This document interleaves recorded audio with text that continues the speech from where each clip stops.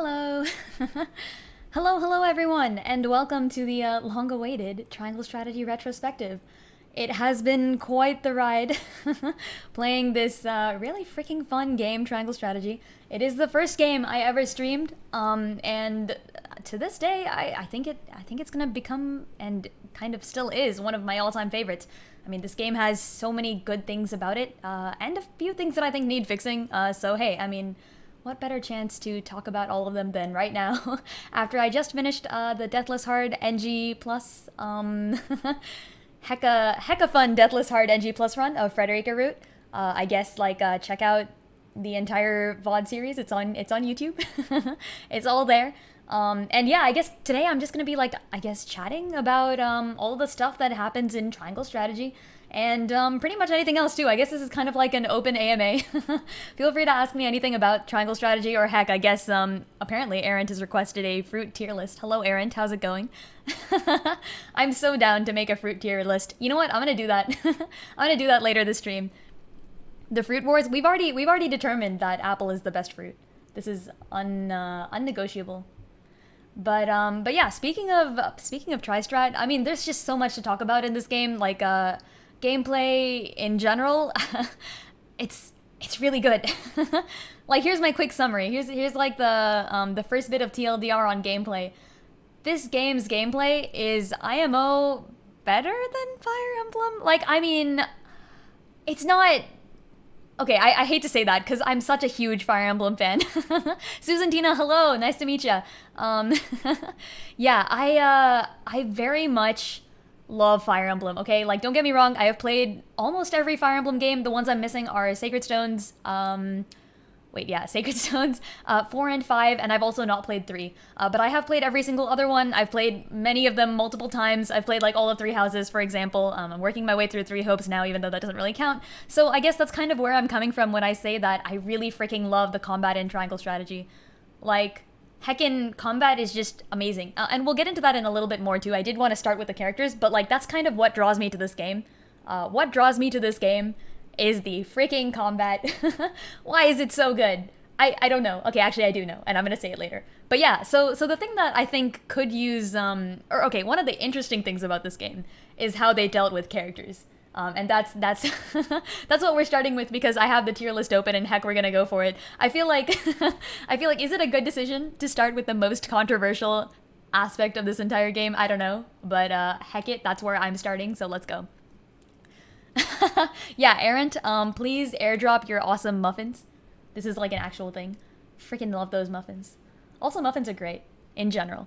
If there was a resource that I would fight over, it would be like apple muffins, apple cinnamon muffins. Like, forget the salt, right? It's all about that. Why is Roland in S? Please, don't get me started. Actually, speaking of Roland, let's kind of go in order.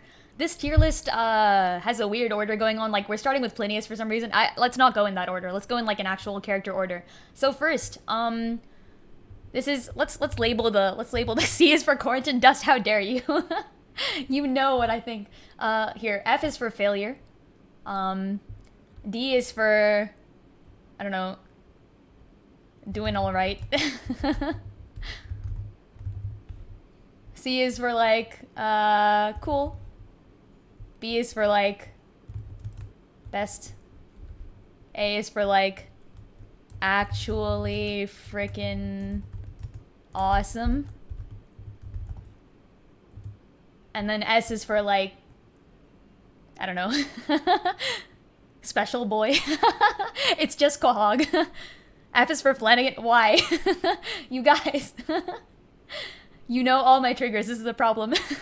Yeah, actually, and that's part of why I'm doing this, live stream. I really do want to hear everyone's opinions. Feel free to chat, tell me who you like, tell me when you think I'm wrong. That's what I love about this. So yeah, hit me with that. This is our tier list now. What kind of accidental communism is this? All right, S is for, I don't know, S support worthy. People that I would totally marry. Rederica, Roland. God damn it. All right, let's go in order. S is for Serenoa, okay? Like, my man, the main character, starts off with this kind of really placid, cardboard-like personality. I would have put him in like low C tier in the first few chapters. And then by the end of the Golden Route, the way he just freaking glows up was insane. Okay? Like, it's just so cool. So I think I'm very much impacted by the fact that I did Golden Route first. Because I didn't expect it, you know? I made all my decisions in my first run through of the game by popular vote. And certain people kind of pushed me towards it. Oh, I just realized the music hasn't been playing. Holy frick. S is for let's play the freaking music. Alright. Is this about good now? Does this sound like music? Are we good? S is for songs. Thank you, Aaron. Alright. S is for let's freaking get to it. So, or sound. You freaking right. Why am I cursing a lot? I don't know. Okay, so yeah, so Serenoa, actually awesome. I feel like the way that he kind of gains his confidence, this is, by the way, this is the character personality based rating, okay? I'm not rating them based on their skill in the game. I'm gonna do that next. Right now, it's just character. And we'll go through the end of them fast, but I want to spend a little bit more time on the freaking main character of this game, because the way that he just starts coming up with his own plans, starts implementing them. I've heard Serenoa takes a bit more of a backseat in, like, Benedict Route, probably also in Roland Route, but in the main route and in Golden Route especially, he's kind of awesome. I really like the way he comes up with these things. The Golden Route plan would have been pretty insane for anyone to think of, let alone Serenoa. And based on the history of his house and how, you know, Wolfort used to be its own independent place, and then just kind of like joined up with Hyzant, of all things, and then came back and then decided to freaking work with Glenbrook to stop the war. It's great, okay? Like, and Serenoa holds his standard up really high. I love it. We will go through this fast. Trust me, when we get to like, here, who's on this list? When we get to like Booker, okay, we're gonna be going real fast. But it's Serenoa, he deserves time, and he is S support worthy. Frederica made the right freaking decision to stand by him, and I love it. Okay, speaking of, next, Frederica. Frederica, having been the one person, where the frick is she? Oh, here. Having been the one person whose route I've actually played, I'm gonna put her in A tier. I don't know, I feel like either A or B. She doesn't get S support though. Maybe A. Maybe like low A? I don't know. The thing about Frederica is that she's very naive. My girl makes decisions based on what she feels good about, and like that's not... Wait, S is for salt! Taser, you're right. Wait a minute.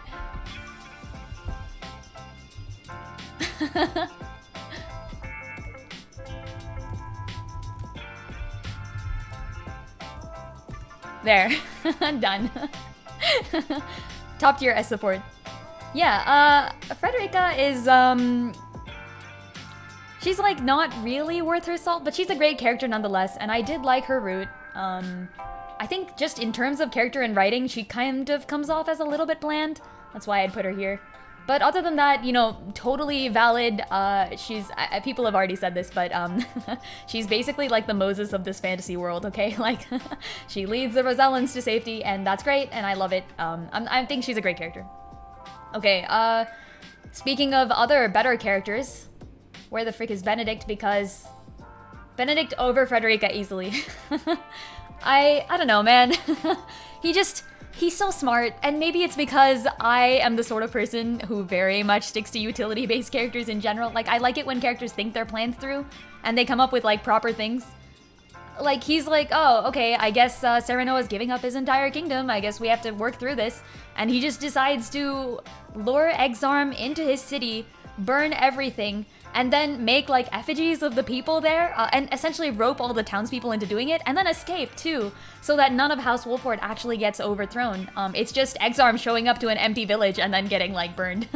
That's great. That's a great strategy. And Benedict does it over and over again. He stops Serenoa from speaking out about the fact that he saw, Dragon die.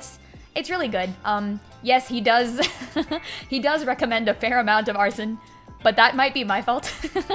And hey, I'll have you know, I have not yet done the chapter 7 chapter while actually burning the houses. I did it without burning the houses. So let's go. Let's go. I didn't take the arson option. I did it. I did it without arson. I mean, obviously, because I did Golden Route, so it's required. You can't arson if you're in Golden Route. I mean, you can later, but all right, you know what I mean. You know what I mean. Who isn't into arson? Roland, apparently. And speaking of Roland, he's next. Guys, you know what? Is Roland worth a failure? I could put him in doing alright. He's like a well-written character. Like, just because I hate him, this is subjective. Like, I could give him an F. But I could also give him a D. I don't know. Man, I just...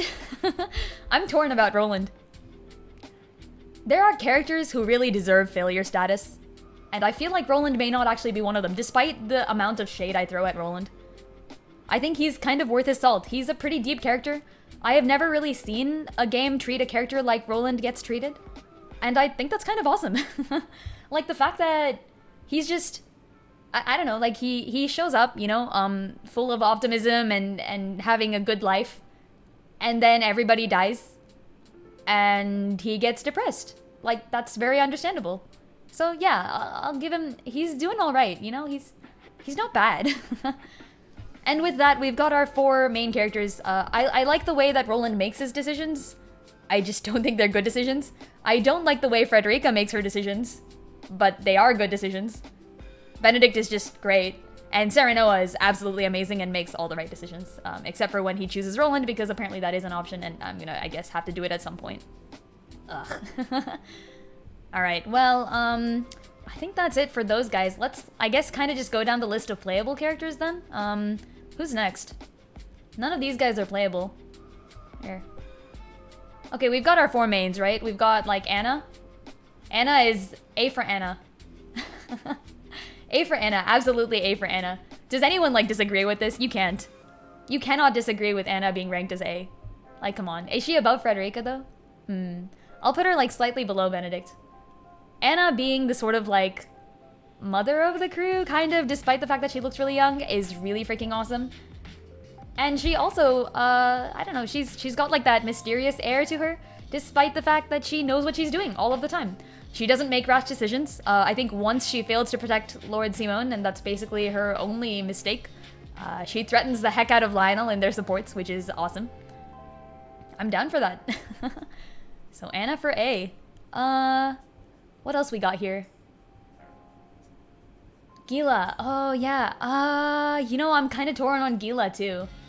I feel like Gila could do well in best ranking, but then again... Anna was one of your favorites. Yeah, Anna's just absolutely amazing. Like, I'm gonna say,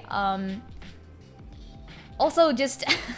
I said I wouldn't let the utility of these characters influence me, but yeah, just 2 turns, right? Come on. Gila gets to go in...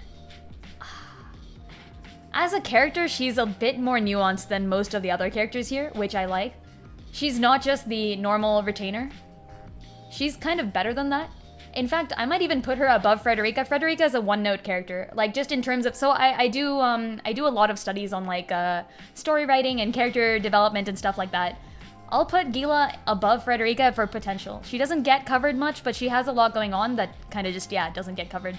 Like Frederica is pretty one-note. She's there to to you know speak for the Rosellans. She is the Frederica. She speaks for the Rosellans. But Gila is allied with all 3 of the countries. She works for Glenbrook now. She used to work for Esfrost, and she comes from Hyzant originally. And she does a good job kind of balancing her viewpoints. Sometimes she has these really strange, like I think she votes against the Rosellans a decent number of times because she's originally from Hyzant. But then, you know, when you say, oh, like, you know, I care about Frederica and like I want to see Frederica doing well, then she follows you, which is great because she's willing to change her perspective despite being from Hyzant and perhaps being from one of the more racially bigoted countries that you can, you know, get in this game. So I think she does a great job with it. I'm actually going to put her here. I am kind of biased by the fact that Corrington recognizes Gila but doesn't say anything more than it. It's literally apparently 1 sentence in the game. Corrington's like, I think I've seen you somewhere, and then that's it. It's just never expanded upon. Like, why? Why they gotta do this? Alright, the third of the main crew is Huette. You know, I really love Huette as a character. But in terms of, like... Okay, I really love Huette as a unit, but in terms of character...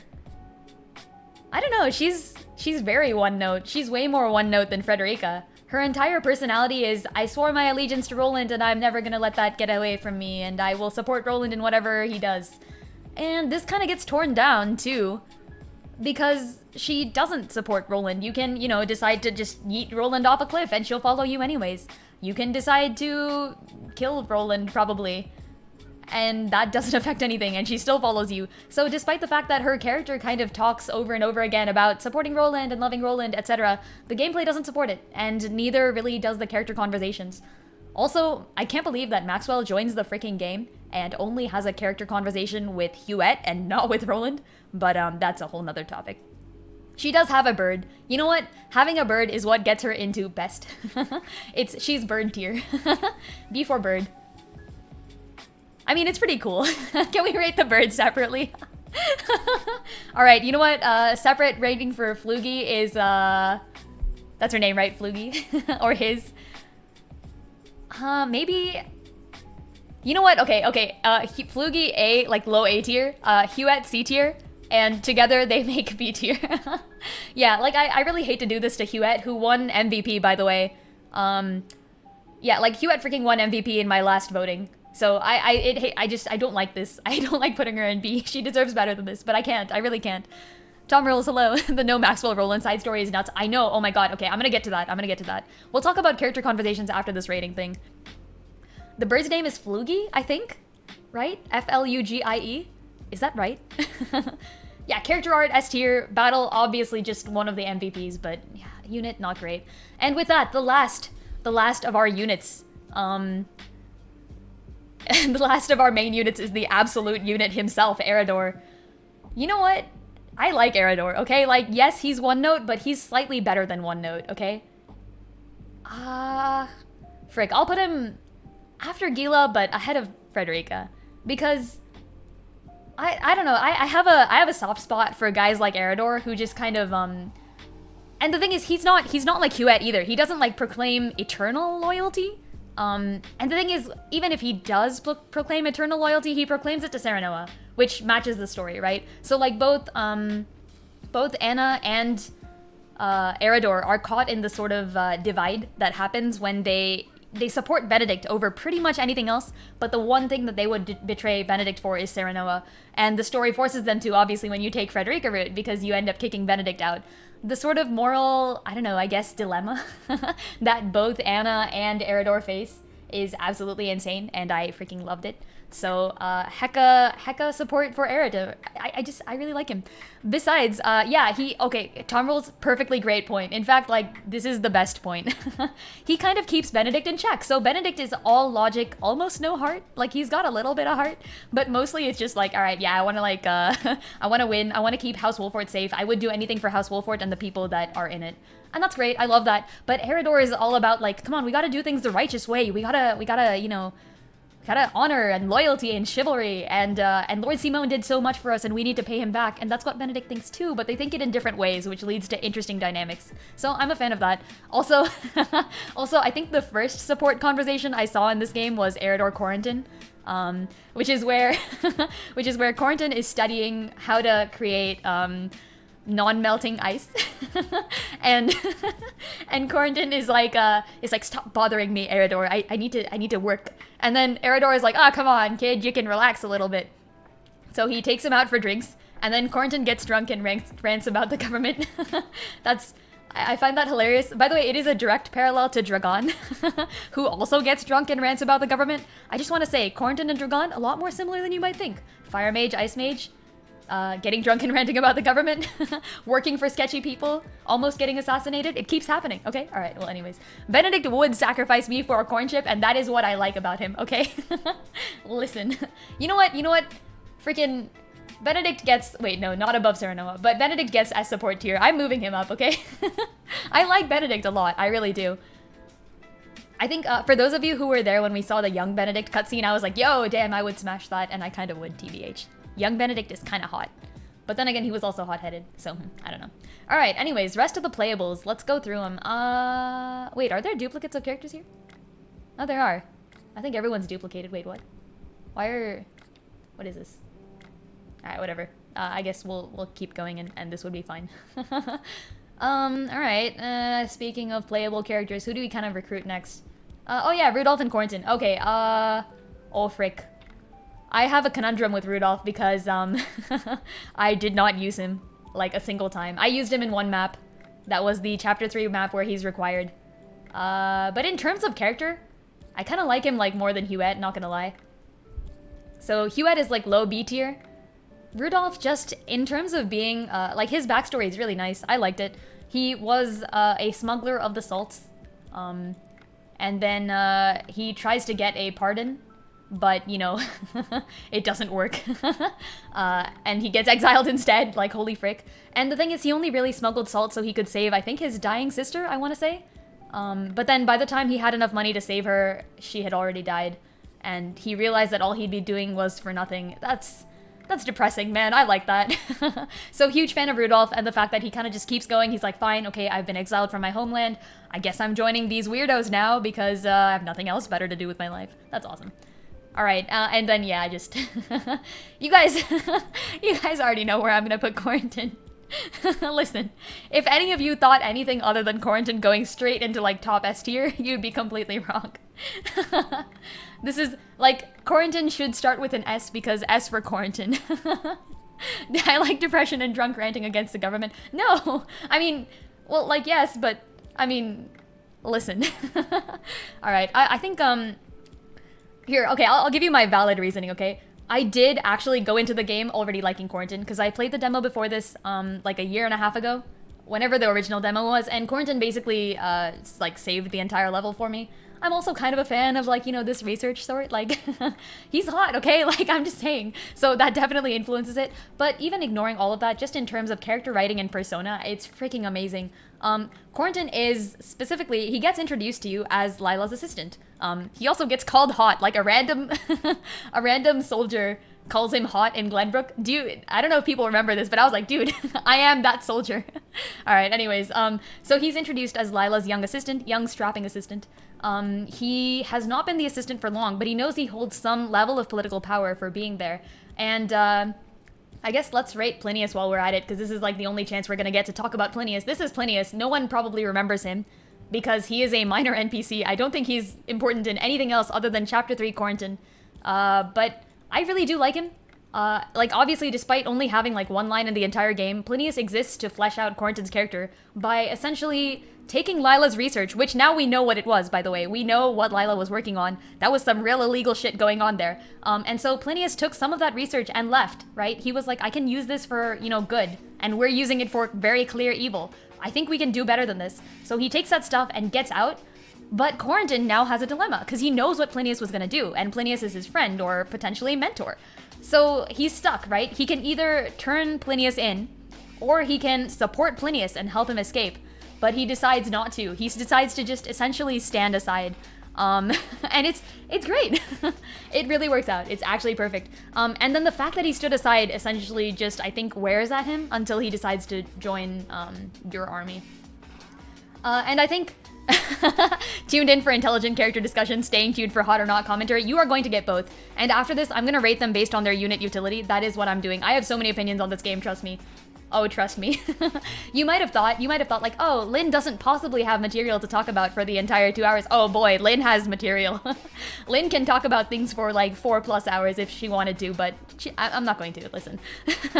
So I'll make it quick, but Quarantine deserves all the time I can give him because my man is amazing. And just not even considering his relationship with Lila, being forced to do things that he isn't quite morally sure of, and then deciding to, you know, strike out and work with Serenoa to do his own research. He develops non-melting ice. What the frick, bro? We don't have that shit.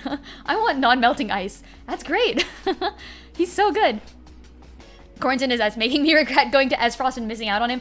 We'll actually talk about that when I get to like rating them based on unit utility. But yeah, I do think...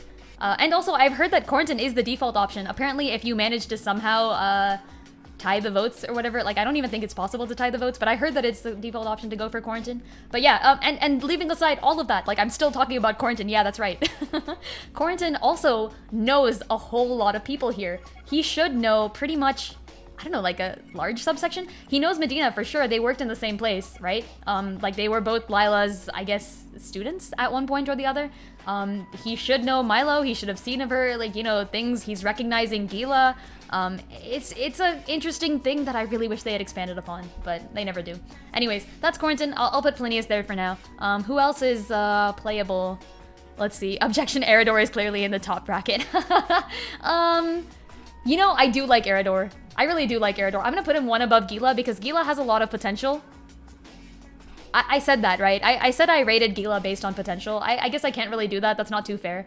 Eridor actually realizes some of that potential by having the moral dilemma of whether or not to follow Benedict or Serenoa, and then choosing, you know, Serenoa, so works out. Okay, who else? Ezana. Ooh, okay, oh, this is hard, because I do like Ezana. But I can realize, like, I really like her, like, that's like a personal opinion. But she's not, she's better than Huette. She's maybe even, no, she's worse than Rudolph though. Oh, turn up the music? Yeah, sure, hold on. All right, how about this? Is this good? Is this good? Yeah, let me know if my audio sounds off or if the video cuts or anything like that, you know. I rely on some of you guys to help me out here, so thanks so much. But yeah, going back to Ezana, I think, so Ezana's storyline, by the way, is she's a frick. I don't know how to pronounce shit. I don't know how to do this. She's like a shaman from Hyzant, but her kind of, the religious fervor that followed her around was dangerous to the people of Hyzant. They ended up, I guess, exiling her? No, wait, they were like going to execute her or something and then she ran away. Because obviously you don't want to be executed. But in the process, I think so the love of her life was supposed to meet her at like dawn or something and they were supposed to run away together, but he never showed up and she left on her own. In her supports, she ends up finding him again. And turns out he's okay, turns out he managed to escape. But up until then, he carried the guilt of like, essentially leaving. I don't actually know, but yeah. Oh, beating Hollow Knight. Unfortunately, you may be on the wrong stream. This is Dust. But yeah, Dust, congrats for beating Hollow Knight. This here is Triangle Strategy. Yeah, so yeah, I think Ezana is pretty good. I'd rate her slightly below Rudolph, unless you meant to say that to Dust, Decaz. In which case, hello, nice to meet you. Dust did finish Hollow Knight. But yeah, I think Ezana's pretty good, I'm gonna say. But not that... Yeah, not that great. I'll leave her there, I think that's fine. Okay, who else is playable? Medina! Really good character. Absolutely best character. Okay, gosh, I really like her character personality, but the thing is...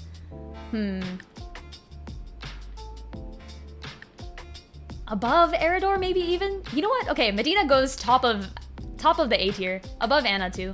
Yeah. And I'll explain why. I think... So Medina's entire thing is that she was working with Lila in the Ministry of Medicine. She was asked to help two people, one of which was a Rosellan and the other of which was not.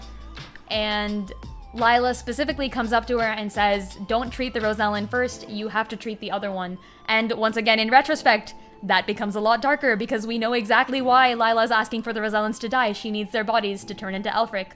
She's using them as batteries to power her, yeah, just strange AI creations. The automatons need juice, so But Medina, obviously, and Medina does it though, because like she has no choice at that time, so she does let the Rosellan die, but she knows that if she had helped the Rosellan first, she could have potentially saved him, and realizes that something sketchy is going on behind the scenes, so she quits and joins your army instead. And in her, during her journeys with our army, I think she manages to help out people who are rather disadvantaged, and kind of like win back a name for herself. I like that, and I like also the potential of, like, I think I like that story. I think it's a great story. That's subjective. Like, I feel like, Medina, he had a tough time liking Medina because she used all my items. Medina's also a great unit. Like, when we go through unit discussion, she's gonna be way near the top two. But just in terms of personality, I like her because of that, and because of, like, her kind of optimistic attitude. And also because of the fact that she and Quarantine and all that have this intricate relationship with Lila, and I think that's great. I just think that's awesome. So yeah. With that, let's kind of go back to Glenbrook, Hecka, Travis, and Trish. I don't know much about Travis and Trish. I think they're cool. Does Trish have a backstory? I haven't figured it out yet. I don't know enough about them. I'm gonna put them in cool for now. Trish goes above Travis because I played Frederica Root, so that means I know slightly more about Trish. They've been looking for treasure, I guess. You know what? They do a decent job with the looking for treasure. We'll put them in best. We'll put Trish in best. But Travis is merely cool. I don't know enough about him. He gets ranked above Roland for the fact that I guess he doesn't decimate the entire Rosellan village when given the chance. Like, they do look like both of them are like thieves with honor, I'm gonna say. Which is great. I'll give him that. Who else? Narv. Trish is annoying. Wow, someone doesn't like Trish? I thought a lot of people liked Trish. Dude, I thought I was gonna get roasted for that. I thought Trish was like a fan favorite. I don't know anything about Narv though. Cool. He's okay. He's like trying to get better. He's like the Avatar, but like not good enough. He's like what would have happened if Aang was like not good at bending. That's basically it. And like every time he says, grandfather, I hope I'm making you proud. I'm like, dude, you're just not good enough at the. Okay, I'm letting my unit. I'm letting my unit playthrough affect me. Am I? Yeah, he's cool. That's it. He's not getting any better than that. All right. Playables. Archibald. Awesome storyline, dude. Absolutely brilliant. Yes, even in terms of character. Not only is he one of the best units, his character. So Archibald used to be one of the 7 saints of Hyzant. Like, he was literally part of the oligarchic ruling system of Hyzant. That's amazing. And then he ditched. He left it all. He left it all behind. All his wealth, everything. We don't even know exactly why, but I think it's a combination of having a crush on Groma, who was an Astrosty general at the time, and realizing what Hyzant is truly like. So props to him. Actually awesome. Oh, yeah, that's true. Yeah, good point. So Grandant was Narv's grandfather. I think somebody shows up and goes like, somebody from Hyzant is like, oh yeah, Grandant sucks and he didn't, or maybe was Grandant like also one of the 7 saints or something? I don't actually remember. Or was he just like, I think he was just a powerful mage from Hyzant. But yeah, in any case, I think he spoke out against something, and Hyzant erased all of Narv's grandfather's accomplishments, and Narv is trying to make up for it. I would put Grandant higher on this list, but Narv himself just kind of trying to live up to his grandfather's legacy didn't seem to work out too well for me. I haven't seen his supports though, so maybe it would be better if I'd seen his supports. That is a neat addition, that's true. I do like Narv, it's just, he's cool. He's not the best, but he's cool. Like the Archibald Anna wisdom convos. Yeah, okay, so that's another thing. Archibald also trained Anna. So what that means is that when Archibald showed up to work for, House Wolfort and Glenbrook, which once again makes sense because House Wolfort was on Hyzant's side during the Old War, so Archibald probably knew Lord Simon pretty well. Totally makes sense. But yeah, so like Archibald apparently was there. Benedict was like, Anna, you can't go out and like learn how to fight. You're very young. And Anna's like, frick it. I want to learn things. And so Archibald apparently tutored her, which is even better. Love it. Top tier character. Okay, who else is playable? Lionel. Dude, he's your standard merchant. He doesn't do much to really overthrow that trope in any way. He's a standard merchant. Like your standard non-wholesome merchant. Kind of sleazy, out to do things on his own. Yeah, he doesn't really need that much discussion. He's just there. Piccoletta, I also don't know much about. The fact that she's like a tiny child who grew up in the circus and then just showed up to fight, like, that's cool. That's cool. She's above Plinius, maybe. How about that? That's about all I have for her. Okay, another great character. Milo. Absolutely amazing. Where in A tier should I put her?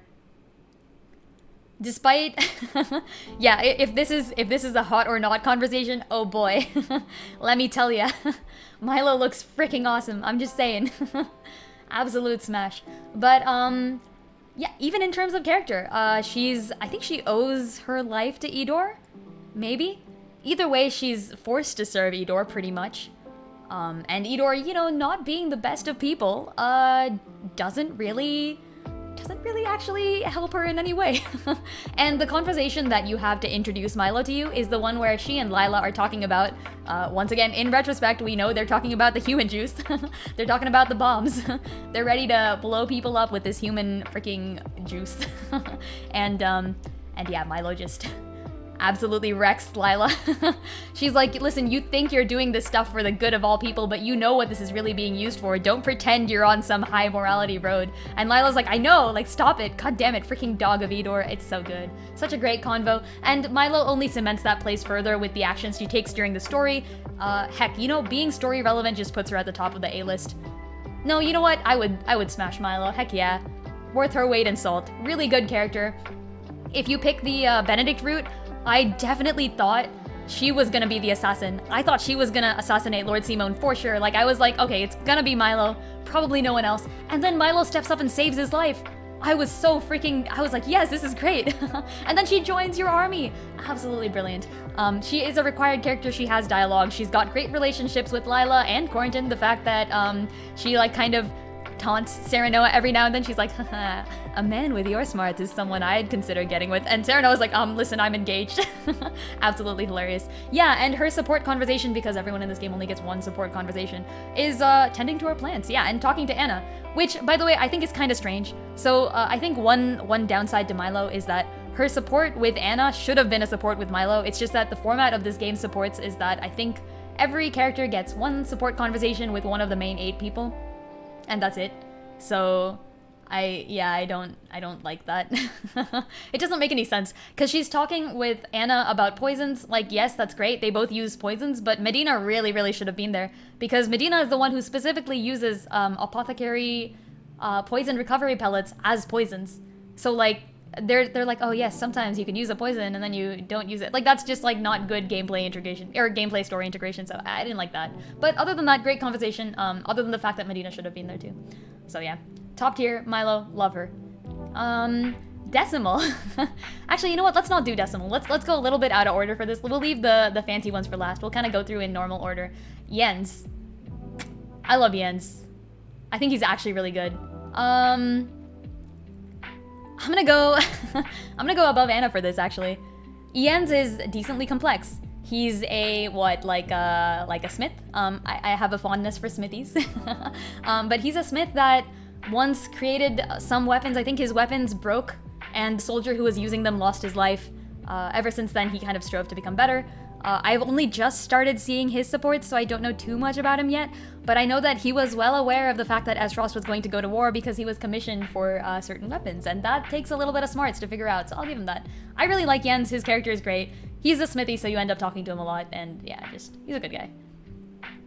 Yulio, I do like him. There's really not much to say about Yulio. He's like a great guy. I think he was onto Patriots tricks back then and decided to leave. But yeah, that's basically it. We'll leave him there. Flanagan, man, I should like Flanagan more than I do, really. His backstory is that he's just, he's like an old general of Esfrost. They called him the Bloody Shield. And then he, decided to, like, leave? No, wait. Oh, no, he had, like, a wife or something, right? Didn't he have a wife, and then his wife died, and he wasn't even there because he was busy fighting in a war or something, and then... Yeah, I mean, he's great. And then his conversation set is with, like, Huette, I think. Because Huette. And he's like, oh yeah, I wish I had another nickname other than Bloody Shield. And then someone else is like, oh, we should call you the Defending Shield because you just defended me right now. And then, yeah, that's it. It was good, I guess. Like, it was fine. He's cool. He's slightly better than Piccoletta for having a decent, complicated backstory, but that's it. Bloody Shield had potential, but it came out flat. Yeah, I mean... It's okay as far as nicknames go. It's all right. Yeah, they definitely converse because they both ride birds. Like, that's literally it. I think their birds like converse. That might have been a thing. That's basically it. I don't know. It's not enough for me, man. It's just not enough. All right. Who else is playable here? That's like early game recruit. We have some duplicates, which is rather sad. Here, we'll move the duplicates to the back so I don't remember to, or I remember not to put them back. Let's see.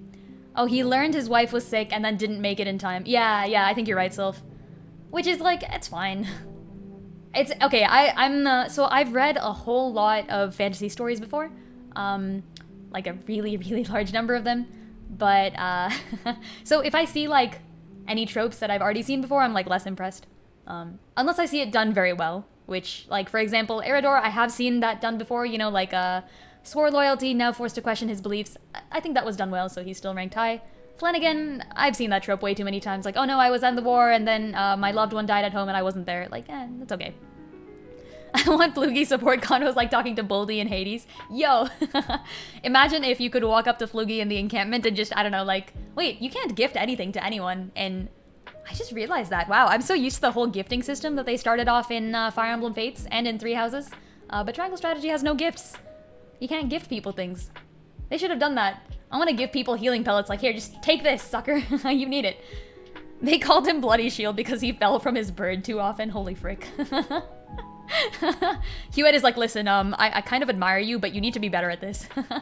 Okay, Hasabara, okay, I need to cut her some slack. While I don't personally think she's awesome, I think she's a really good character. I really do think she's a really good character. Man, she's kind of, she's got an interesting... But she's not, like, that interesting. She's maybe, like, B tier. She's slightly worse than... Let's put her above Ezana, but slightly below Rudolph. There, how about that? I think that works.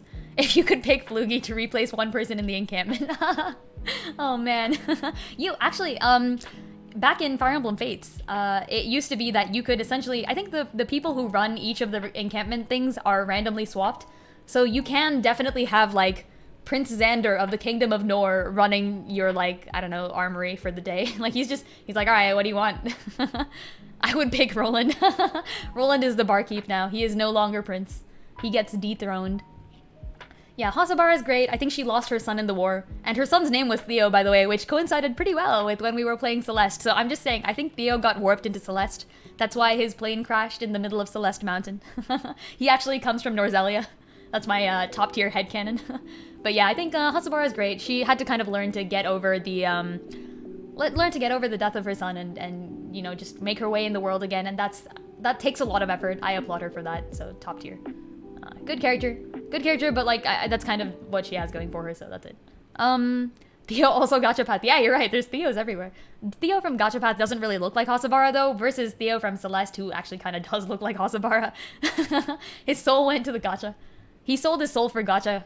Yeah, I'd do the same. Not gonna lie. Alright, who else? Playable.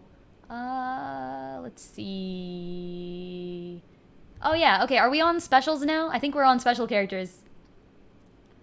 Okay, we've got the root locked guys done. Oh, we haven't. We have Cordelia left. Yeah, okay. Cordelia, I don't know anything about. Oh, wait. I forgot. I do know things about her. Oh man. For just being able to convince an entire enemy general over to her side in the middle of a war while her kingdom is currently being occupied by said general, absolute top tier. I'm gonna move her to like the top of A tier. I was about to put her below Roland and then I forgot. Just because I haven't recruited her, I can't, doesn't mean I can't appreciate some absolute mad lad convinced strats. Because, yeah, I couldn't do that shit. What is she, like 17? This 17-year-old girl successfully convinced an enemy general to swear loyalty to her, and then went on to try to sacrifice her life in favor of that very same enemy general, which is just amazing. Great story, good character. I am gonna actually put her a little bit below some of these other people. I just realized, I like Anna, I like Eridor, but she does get ranked above Gila, so heck yeah. Cordelia, great. Groma. I know nothing about Groma. She exists. I've seen all of Groma's conversations, I think. Haven't I? Oh, wait, no, I haven't. I never used Groma. She's, like, pretty cool. Her badass attitude makes her better than Flanagan, but that's it. Okay. Alright, anything else? Playables. Okay, looks like we're on to the specials now. Alright. First of the specials is Maxwell. Maxwell is kinda good. I don't know. I don't really like his character. I'm gonna be honest here, like, he's okay. He's fine. He doesn't have much going for him. Okay, I'll put him in, like, just above best. So Maxwell essentially survives on his relationship with Roland. But his relationship with Roland is kind of weak, too. Because when he comes back to the encampment, Roland doesn't talk to him, and he doesn't talk to Roland at all. So, like, why? You went through all this effort to make it seem as if Roland was super sad, and then, you know, gameplay story integration completely fails, and when Maxwell returns, nobody remarks on it at all. And that makes him a lot weaker. Besides, I think his storyline was pretty much the same as Flanagan's or something. He was like, yeah, I had a wife once. Didn't he, like, have a wife? And then, like, also lose his wife or something? And then he knew about, oh gosh, he knew that, Patriot knew that Franny knew that King Regna knew that Silvio of Telior was scamming people from his region. There we go. And and like I guess props to him from dropping that bit of lore, but like that's not worth it. Come on. So that's all he gets. He's okay though. He's I don't want to put him too high. I think Rudolph's story was just a little bit more grabbing than Maxwell's. I'll put him here. Okay, next, Avlora. I love Avlora. She's the Camus of this game. You know, like, the Camus archetype? I don't know if anyone here knows this, but it's essentially just, like, I guess? I guess you could describe it as, like, the bad guy... Oh, whoops, hold on. Wait a minute. I think the music stopped a while ago, didn't it? Let's fix that.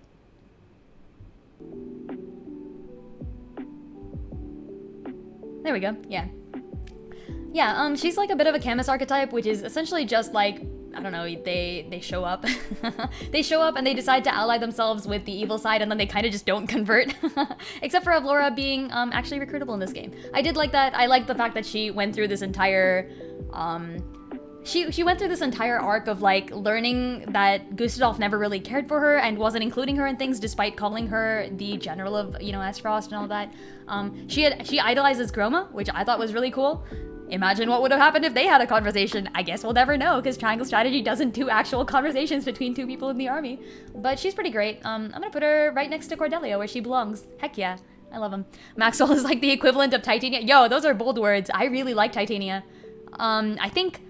Titania is better because of the, so Titania is more than like a one-note character. That's the difference. Maxwell is very one-note. He's just like, why yes, I did support Roland through his youths, and I am proud to call Roland a son, but I will also never talk to him again. But Titania had like, a bit of a understated crush on Ike's dad, and things get a little bit different, and she knows, you know, she knows that Ike's dad is married and that he's never gonna get over the love of his life, and she's got that going on, but then she's also like, she doesn't let it get to her, you know, she's not like one of those pining women or anything. Like, she actually is pretty strong, and it's awesome. I really liked it, and she doesn't let any of that affect how she treats Ike or Mist or anything else. I really like that, so I'm gonna say, if I had to rate them, Titania above Maxwell for sure.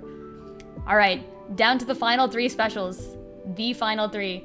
We start with Decimal, who just, I mean, he's like a meme. Can I have a meme tier?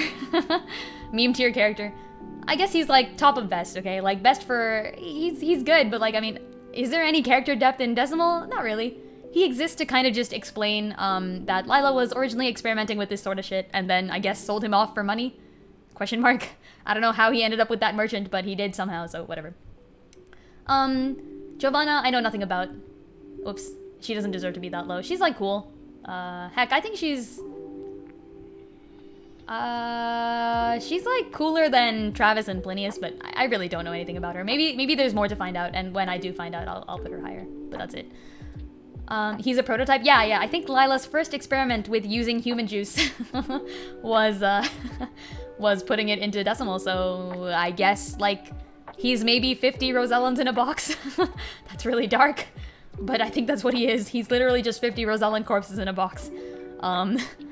But he's a meme, so it's okay. Oh boy. Okay, and then finally Quahog. I really like Quahog. You all know this. Just, I can't put him in S tier because, like, he's pretty, like, one-note as a character, but he's such a great one-note character. I'm gonna put him above Medina. Quahog's relationship with Lila is interesting. The fact that in Frederica Route, they essentially pass by each other, he watches her die, and then they never meet up. Oh my god, that's tragic. So, yeah. He gets to stay there. That's about it. Alright, and with that, I already put Maxwell in there. So we'll move the other Maxwell to the back. I'm not re-rating Maxwell. With that, we have the non-playables. This will go fast. I don't have too many opinions on them. But guess who the ultimate failure is? It's King Regna. Yeah, that's right. Franny is slightly better than King Regna because Franny actually figured things out about King Regna and planned to use it against him. Is this Patriot? This is Patriot, right? Patriot is slightly better than King Regna because King Regna is actually kind of stupid. But hey, whatever. Simone, actually awesome. Simone is a cool character. This is Simone, right? I'm pretty sure this is Lord Simone. But yeah, he's like great. Where does he go? I don't know. Above Flanagan, maybe even? Yeah, Lord Simone, actually a great character. The fact that he stood with Hyzant, decided to end the war by going with Clanbrook instead. Really awesome. Became Lord of his own house. Decent guy, suffering from sickness. I love all of it. I'll put him there. Who's this? I don't know. I have no idea. This is Silvio, right? Heckin' Silvio. Why is he wearing red? He's like even more of a failure than King Regna. Frick him, right? Who's it? Oh, this is Sycris! Yo! Only good NPC in the game. Sycris has done nothing wrong. Here. He can... okay, he's pretty good. He deserves B tier. Let's go... Let's go, like, above Rudolph, maybe, even? We'll put him next to Rudolph. We'll put him on the roof next to Rudolph, right there. B for boy.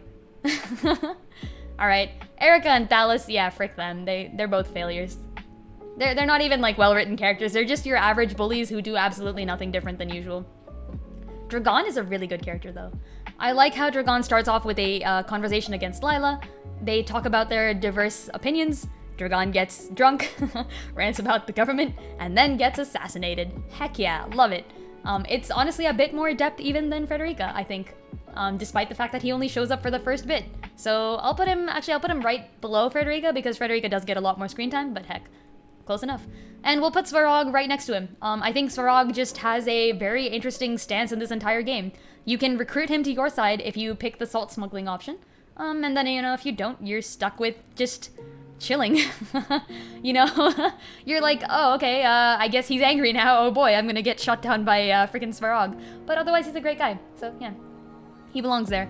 I was hoping for more out of Erica and Thalos. Yeah, not gonna lie, the reason they're at the end of this entire ranking is because they show up and I was like, wow, they're just such stereotypical bullies. I hope we get some more depth out of them. But nope. No depth for us. I do feel like, you know, in every game, you need at least one person who's just there to be hated on. And that's what Erica and Thalos are here for. So that's fine. This is Camcel, right? You know, Camcel, he's kind of a failure, but like, he's like a doing all right failure. Okay, I'm moving Franny up to doing all right. I'll put Camcel back down here. This is, oh, Soursley. Oh, frick no, Soursley. Actually, Soursley is slightly more nuanced than Erica and Thalos. He's even slightly more nuanced than Silvio, so I'll put him up here. Like, he does have motives. So at least he's got that going for him. That's about it, though. That's all he's got going for him. Dude, who is this? Who is this guy? Does anyone know? Open image and new page, maybe? No? Can we zoom in? Who is that? I don't know. I don't know, so I'm gonna leave him there. I feel like I should know this guy. I don't look at the portraits as much as I should. Alright, well, whatever. So we all know who this is. We'll put them... This is hard. Landroy? Oh, is that Landroy? Oh, you're right. You're right, Wise. You're totally right. That's Landroy. Heck yeah, I love Landroy. Landroy gets, Where's Sycris? Oh, Sycris is all the way down here? I'm moving both of them up. They are the NPCs who did nothing wrong. Actually, no, he's pretty one-note. Okay, so is Sycris. Ah, fine. Okay, they both get to stay here. I'll put him after Sycris so that Sycris can remain next to Rudolph. Rudolph is a pretty compelling character, I'll give him that. Landroy's great, though. He actually did nothing wrong. He just got overtaken for no reason. That sucks. Hierophant? The Hierophant is... I mean, there's no personality in the Hierophant. It's just the Hierophant. Yeah. I guess doing alright. Like, there's no... You can't have opinions on the Hierophant. Because the Hierophant just exists. Meanwhile, Idor... I love to hate him. I actually love to hate Idor. I think he's a very well-written character. He carries the game, you know, based on just being the final villain. He has to carry the game, and he does a good job of it. You see a lot of him. Roland is the same tier as a character with no personality.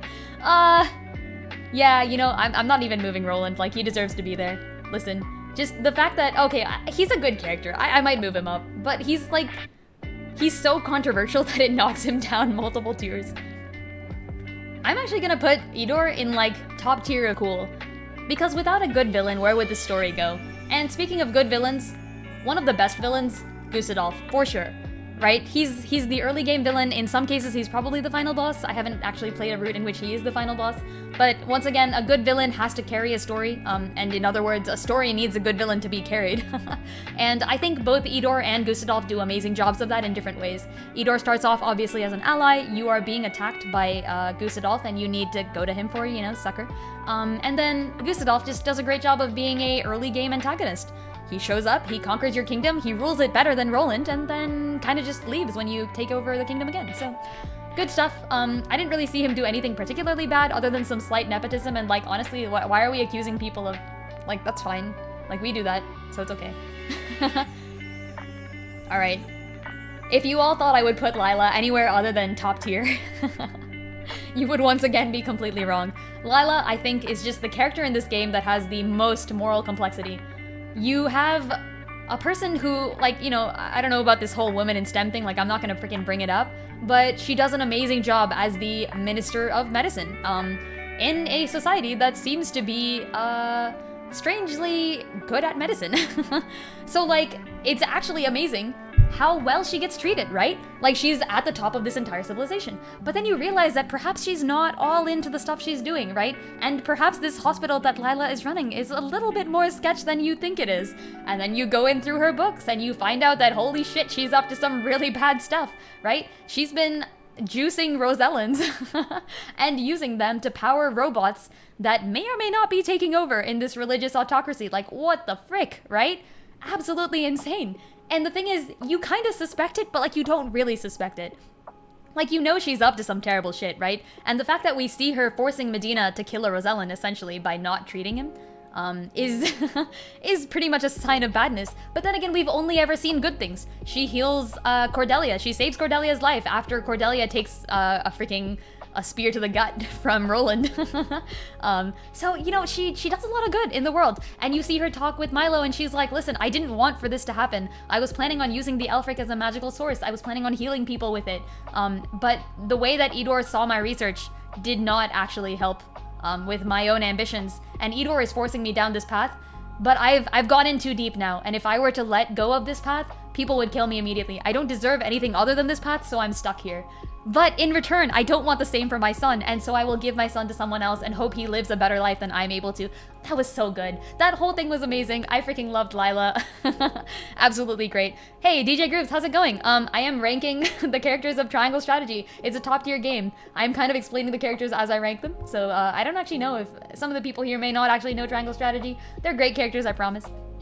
And some of them are really freaking hot, Lila being one of them.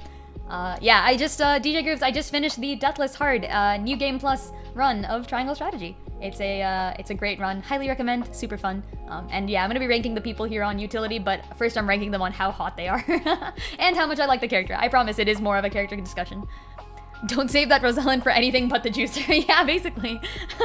She's the Minister of Juice, the Kool-Aid woman. You guys are totally right, and that's what makes her character so interesting. So I do really like it. Top tier character. Who's this? Is this Claris? I think that's Claris, right? Why does Claris look so evil? Wait, I don't think I ever looked at the portrait of Claris in game. He's not a playable character. All right, freaking Claris. What does he deserve? It's Claris. Okay. Dude, I don't know. You you don't see anything of Claris. Except for at the end of both the Frederica route and the Golden route, in which this guy, who is the Minister of the Consortium, essentially rules one of the biggest trading empires of this entire thing. He's not a minister, but whatever he is. He's one of the members of the Consortium or something, I don't know. He's part of its ruling class. But yeah, he helps you out. He's a decent guy. Did not expect. So, I don't know. He's better than Flanagan, but worse than Lord Simone. How about that?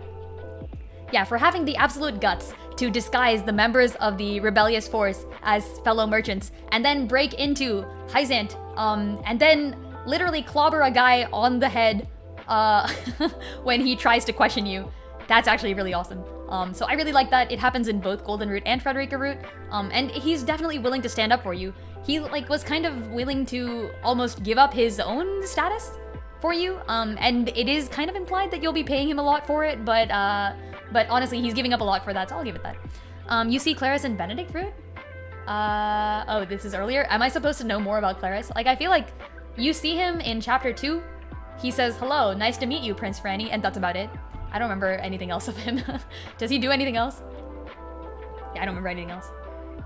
Meanwhile, we get to another controversial character. It's Benedict Root. Okay, yeah, I definitely didn't see him then. That's fair. Yeah, in Frederica and Golden, you do the same thing with Claris, which is that you use him to break into High Sand. Oh, he talks with Tenebris about something. Well, that's some character development I didn't freaking expect. That's kind of awesome. All right, I'm down to see that. I mean, later, obviously. But yeah, Exarm, absolute mad lad. The only guy who can convince people of your army to temporarily defect to his and start working against you. Freaking awesome. Only the Hierophant can also do that. So yeah, just his hubris, his ego, his charisma, the fact that he's one of the youngest ministers of pretty much ever, and still manages to just be awesome. I really like it. He's carrying himself well. I think someone pointed out earlier that he's a character foil to Serenoa. He's like the Hyzantian version of Serenoa, and I do think that's true. I think he does a great job of it. So yeah, definitely A tier. Above Anna, I think. Above Jens even. And I'm actually gonna move Jens below Eridor. Yeah, there we go. I think Exarm is really great. He's both an ally that you love to have on your side and a villain that you love to hate. It works both ways. So top tier writing. Oh gosh, Jerome. Where do I put Jerome? This man is part of the Rosellans, a disadvantaged class. And yet, my guy decides to himself that he's gonna rush the enemy. Like, please, stop. I can't keep you safe. You put him on the roof, that's true. Here. Bam. No, I'm kidding. I can't do that. I can't in good conscience. I can't in good conscience actually put him on the roof. I think Jerome is a decent character. He's very one note. He's not there for... Wait, he ran the Underground Coliseum? Who, Claris? It's definitely not Jerome. It must be Claris. Yeah, I think Jerome is, like, cool. He's very one note. He's there to, like, provide a face and a name to the Rosellan people who are living in House Wolfort. So I'll put him, like, he's, like, worse than Plinius. But he's, like, better than Travis, I guess. This is fine. Did Claris run the Underground Coliseum? Wait, is this the Hyzantian Underground Coliseum? Oh, okay. That's kind of cool. I think that makes sense. Wait, also, is the Underground Coliseum even that underground? Because we kind of fought right in the open there, you know? Like, the fight is very much... Because I ended up doing that one. That was, like, map 10, I think, right? Yeah, I don't know. And then, is this Rufus? I think this is Rufus. Rufus is a hired merc, when you do the illegal salt trade. Yeah. Oh, like, you mean when you don't do the illegal salt trade, right? Because that's the only way to... I don't know. Yeah, probably. Hey, he's still pretty cool, though. Like, Claris is decent. He helped us out. He helped us out, and honestly, the Underground Coliseum fight was also, like, one of the most fun fights, so... Definitely more fun than the alternative, so I liked it. Rufus, yeah, he's like... He exists. He's, like, a very one-note villain, actually. I'll put him, like, right after. You know what? He's slightly better than Erica and Thalos, but he's worse than Silvio. Here, I'll put him next to Silvio where he belongs. Tenebris. Pretty much less personality than the Hierophant, but no excuse for it, so I'm gonna put him here. He doesn't do anything. Booker, interesting character. I'll put him at the end of cool, because he serves, Booker is, I think, what, like, Sorslay's servant? He serves this dude. But then, like, and he's just loyal to him, that's it. That's all. Yeah, that's not enough, but yeah. All right, and with that, if Rufus was different in Benedict Root, I don't think Rufus does anything at any time. He showed up at the end of Frederica Root, and he's working for Esfrost now because the man just sells his coin to anyone. He worked for Glenbrook when he worked for Silvio, to, you know, get rid of us. He worked for Hyzand when he came with Silvio to beat up the Rosellans, and apparently at the end of Frederica Root, he works for Esfrost. Yeah, he's just very much a mercenary with no loyalty, no sense of honor. That's a pretty standard trope, so he goes there. Yeah, and I think in terms of hot or not, in terms of character ranking, this is it. I'm gonna go ahead and download this image. Hold on. Character ranking. And yeah, I think these guys are great. I really do like their character, but in terms of like triangle strategy in general, the whole character thing is IMO one of the problems of triangle strategy. I think the problem is that when you write when you want to write characters, you give them like a... Okay, here's how I would put it. Like, this is all my opinion. But one of the issues with the characters in Triangle Strategy is that we, A, don't know enough about them, and B, what we do know about them ends up overlapping with other characters. So, for example, let's take our main 8, right? Serenoa, he's kind of a cardboard lord at first, but he grows a personality, which is great. That's how he's supposed to be. Obviously, your choices influence the story, make him grow a personality, and by the end, if you take him to the Golden Road, he does some great stuff. But the others are pretty one note, as I said. Like Benedict, he's loyal to House Wolford. He will do everything for House Wolford. And unlike in other games, we don't know much about him other than that, right? So let's compare him to, say, Edelgard, right? Edelgard has one goal and will do everything to accomplish that goal, right? So like she's trying to take over Fodlan, and I mean that's not a spoiler. Most people know the plotline of Three Houses, right? Okay, it's Edelgard is trying to take over Fodlan. Like that's it. That's how it works. But it works, you know, because when Edelgard is taking over Fodlan, you learn more about her. You get to see support conversations. You learn random weird shit. You can have tea parties and conversations with her. You see her talk to other people. It's actually really good. So like I think the fact that the characters in Triangle Strategy don't get that really makes them suffer. Like, it's kind of funny to see that Edelgard has been painting Byleth and, like, you know, it leads to fancy memes, right? Or, like, what type of tea does she like? Or, like, when she was younger, something happened to her and that makes her, you know, the way she is, etc., etc. It, like,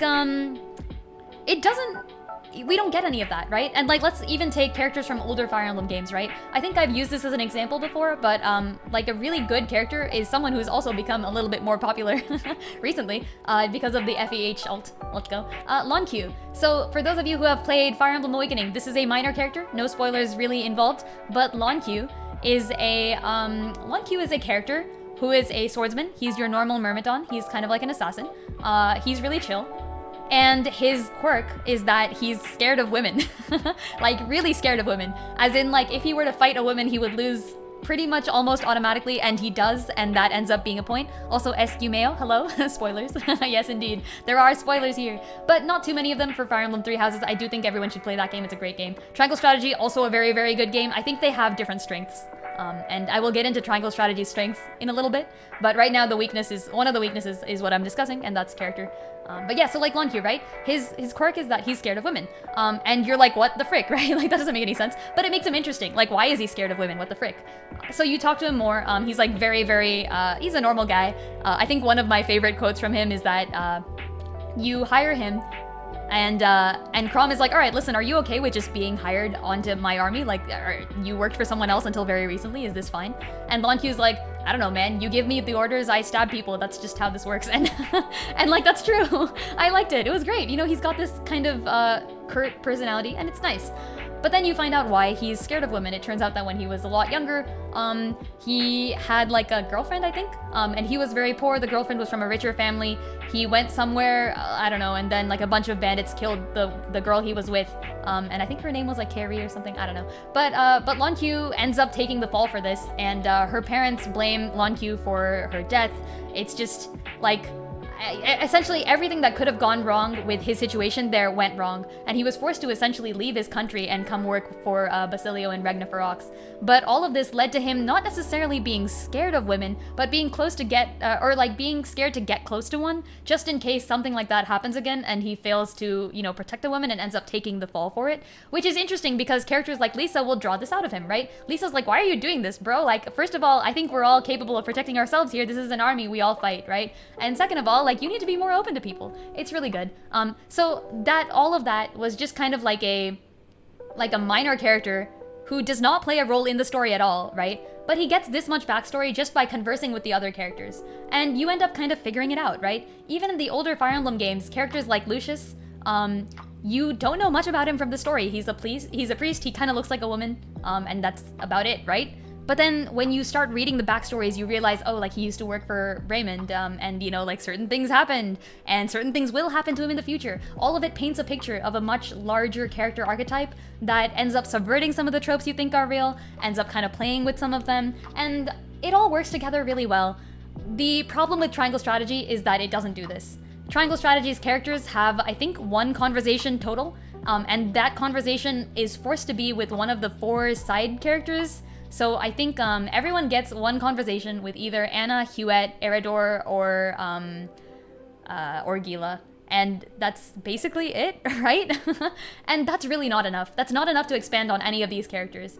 Like, for Corentin, it kind of works, because his character conversation set starts off with one funny conversation and then kind of moves on into like one a little bit more serious. But it's not enough. It doesn't give us these like strange, interesting, why are you like this mysteries. Exactly, errant. And I think that's kind of that really plays to the detriment of triangle strategy. It makes people less interested in the characters. And then you won't see people going out and like drawing fan art and writing fanfic and stuff like that as much, you know? Like, I mean, don't get me wrong, I've done both. But like, it's harder. It's harder without those strange little quirks that you can latch onto. And it's even harder without a reason for those quirks to exist. So like Anna is, you know, she's great, she's a cool character, but really she's just a person who is in service of her lord and would never go against her. And same thing for Huette, she's a person that's in service of her lord and won't ever go against him. And same thing for Benedict, and same thing for Eridor. Pretty much only Gila out of the main cast is ever the sort of person who is not going to go against the, like, I mean, Gila sometimes is like, yeah, I don't care that much about Frederica, and I thought that was refreshing in this game. I was like, wow, that's a freaking breath of fresh air. So, but yeah, there are some characters who do this well, and that leads me to the second problem with the characters in Triangle Strategy, which is like, A, there are no quirks to hold on to, B, there's no resolution. They have some quirks, right? Even the characters at the top of my list, look at them, right? Errant, you're completely correct. There's like Archibald, there's Milo, there's like Corentin, Gila even, right? Medina too. They all have like a kind of, wait a minute, like that's interesting, right? Like why are you like this? Especially for like Archibald, right? But you never get the freaking resolution. Archibald is never said to have, I don't know, gone off and married Groma or something, right? Like, do they ever get together? I don't know. Does Avlora ever get to talk to Groma? You know, the inspiration? The person who made her who she is today? No, apparently not. Does Corentin ever get to resolve his, like, confusion with Lila? Maybe just walk up to Lila and say, like, listen, you made me do all of this. The research you were doing was clearly not beneficial to the people you were trying to help. Why are you like this, right? And we never see that. We never actually get to see any of the resolution for even the interesting things that get dropped in Triangle Strategy. And I think, I mean, oh, that's kind of sad, you know? It's like, if they just had like a few more support conversations, we could have done so well with this. But yeah, unfortunately it doesn't happen. But yeah, so okay, that's gonna be, that's all for the characters. But now we get to go to the fun shit. So let's talk about units. Let's talk about units. How do I freaking just restart the thing? Yeah, hold on. Give me a second. Let's move this. Let's reload this, question mark? Oh no, it doesn't. How do I clear it? Oh, reset. Bam. Okay. Support convo DLC, yes. I think a lot of the problems of this game could be fixed with a good series of support conversations between side characters. And it doesn't have to be a lot. Older Fire Emblem games did 5 max conversations per character. So like each character had 5 other characters they would talk with. And even those 5 conversations, you could only ever unlock, like, I think 3 of them. Wait, no. You could unlock 5 conversations total between any of the 3 conversations that existed for any of the 5 characters. And that was enough. That was enough to paint a whole set of pictures about a character. It was really good. So yeah, just anything like that would have really benefited this game. Okay. I'm just gonna reset my screen a little here because I wanna include like a little. Hold on. Yeah. Give me a second. Then paste, duplicate, move over, and put this here, and then we'll be like topic, and then we'll be like unit strength. That's not how you spell strength. There we go. All right, we'll make this a lot smaller. Okay, that should do. All right, so now we move on to the fun one, okay? Here's where the stuff gets kind of subjective, not that it wasn't already, because I am going to be rating people based on how useful they were in pretty much mostly my Deathless Hard New Game Plus run, and Golden Root Hard as well. I will consider both, but this is very specifically, so like, Deathless Hard New Game Plus, just to like kind of clarify to the people who may not know the rules of this run, you must not let anyone die, including support units. You cannot let any allied units die, so like if there's a green unit on the field at all, even if they can die in the actual story, you must not. No one can die and then get revived, so for example, like quietus points don't count. If you let someone die at all and they disappear from the battle for any moment of time, they do not count. so like they're dead. But you can use things like Gila's revive skill. You can use Maxwell's revive skill. That's basically it. Those are the two things you can use. So yeah. Oh, and the ring that revives people. Yes, you can use any of those things. So that's the goal of the run. Obviously, I played on hard mode. I played New Game Plus, so this was my second time around playing the game. Second time ever, actually. I've only played this game twice, but I am a huge fan of strategy games, so I went into it with the hardest, with one of the hardest playthrough challenge runs immediately because I just like doing that. I also want to clarify that I think a lot of people these days are like, I don't know, doing research on strategy games, like people look up shit and stuff. Bro, come on, that's not fun. So, or at least it's not fun for me. I really enjoy coming up with strategies on my own. So all the strategies you see pictured are things that I very much came up with in the run. And, you know, that's my idea of fun. You know, I enjoy looking at a thing and being like, ooh, okay, I bet I could cheese this. And then coming up with a way to do it. So absolute fun. Really recommend the VOD series. And I am going to keep trying to make some YouTube vids about it. I think the first one already exists, but yeah, we'll see if I can do more. Unit strength, that's kind of like the clarification for where I did with this. Also, I did do Golden Root first in my first playthrough, NG. I made all my decisions by popular vote on stream. This was my first ever game that I streamed. So, apparently some people were pushing Golden Root, which is great. I loved it. It was absolutely insane. And NG hard Golden Root is not something I'd recommend, but, not because of like the difficulty, but more because the story doesn't make as much sense unless you've played some of the other routes. But it was really fun to do anyways. So really appreciated both of those runs, really enjoyed them. And after this, I might be doing like a random choice run, which would be super fun. But we'll see when I do that. Yeah, so let's get to the ranking. Do boss characters get their own tier? Ooh, how about this? I'll rate all the bosses right here. Bosses, allies. There.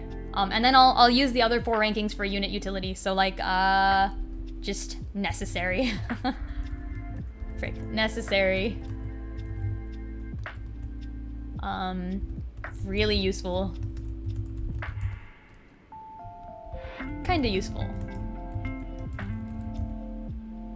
Oh, wait a minute. There we go. Kinda useful. Not useful, I guess? Okay, there we go. Yeah, is that enough? Yeah, I think that's good. That's gonna be enough. Alright, so obviously some of the side characters are not gonna be in this at all. Yeah, just move them down or something. I'll figure it out when we get there. Yeah, these guys are not playable. They're not allies either. Bam. Bam. Simone is an ally. I have not played with him on Deathless, though. I bet he would be terrible, though. I'm gonna put him in the ally thing and we're gonna keep the ranking going, but I bet he would be terrible. He's near the end of the allies list. Bosses. Did I ever... Landroy was a boss, yeah, we'll put him there. Did I fight Silvio? Silvio was a boss. Silvio was, actually, okay, let me make this clear. So allies, like, it's gonna be best to worst. Worst. Bosses, hardest. Whoops. Hardest to easiest. Okay, let's go. Simone is strong, bro. Heavy disagree. The time I played Golden Root, he just, come on, like he just freaking nearly died so many times. Yeah, I disagree. I had to light wave him away. Like that's how bad he was. Cause he rushes the enemy. Everyone rushes the enemy, but he rushes the enemy more than most. So did not like at all. Yeah, Silvio and Rufus are a unit. Where's Rufus? Where the hell is Rufus? Alright, we'll find him. We'll find him. Erica and Thalos were one of the easier bosses just because of the map I played them in, but they could be very hard if you pick a different map, I guess. In my specific Deathless run, we played the bridge map. Bridge map is super easy if you figure out how to do it. There is a way to do bridge map super easily. I called it the tri-layer strategy or triple layer strategy. We took inspiration from the humble burrito.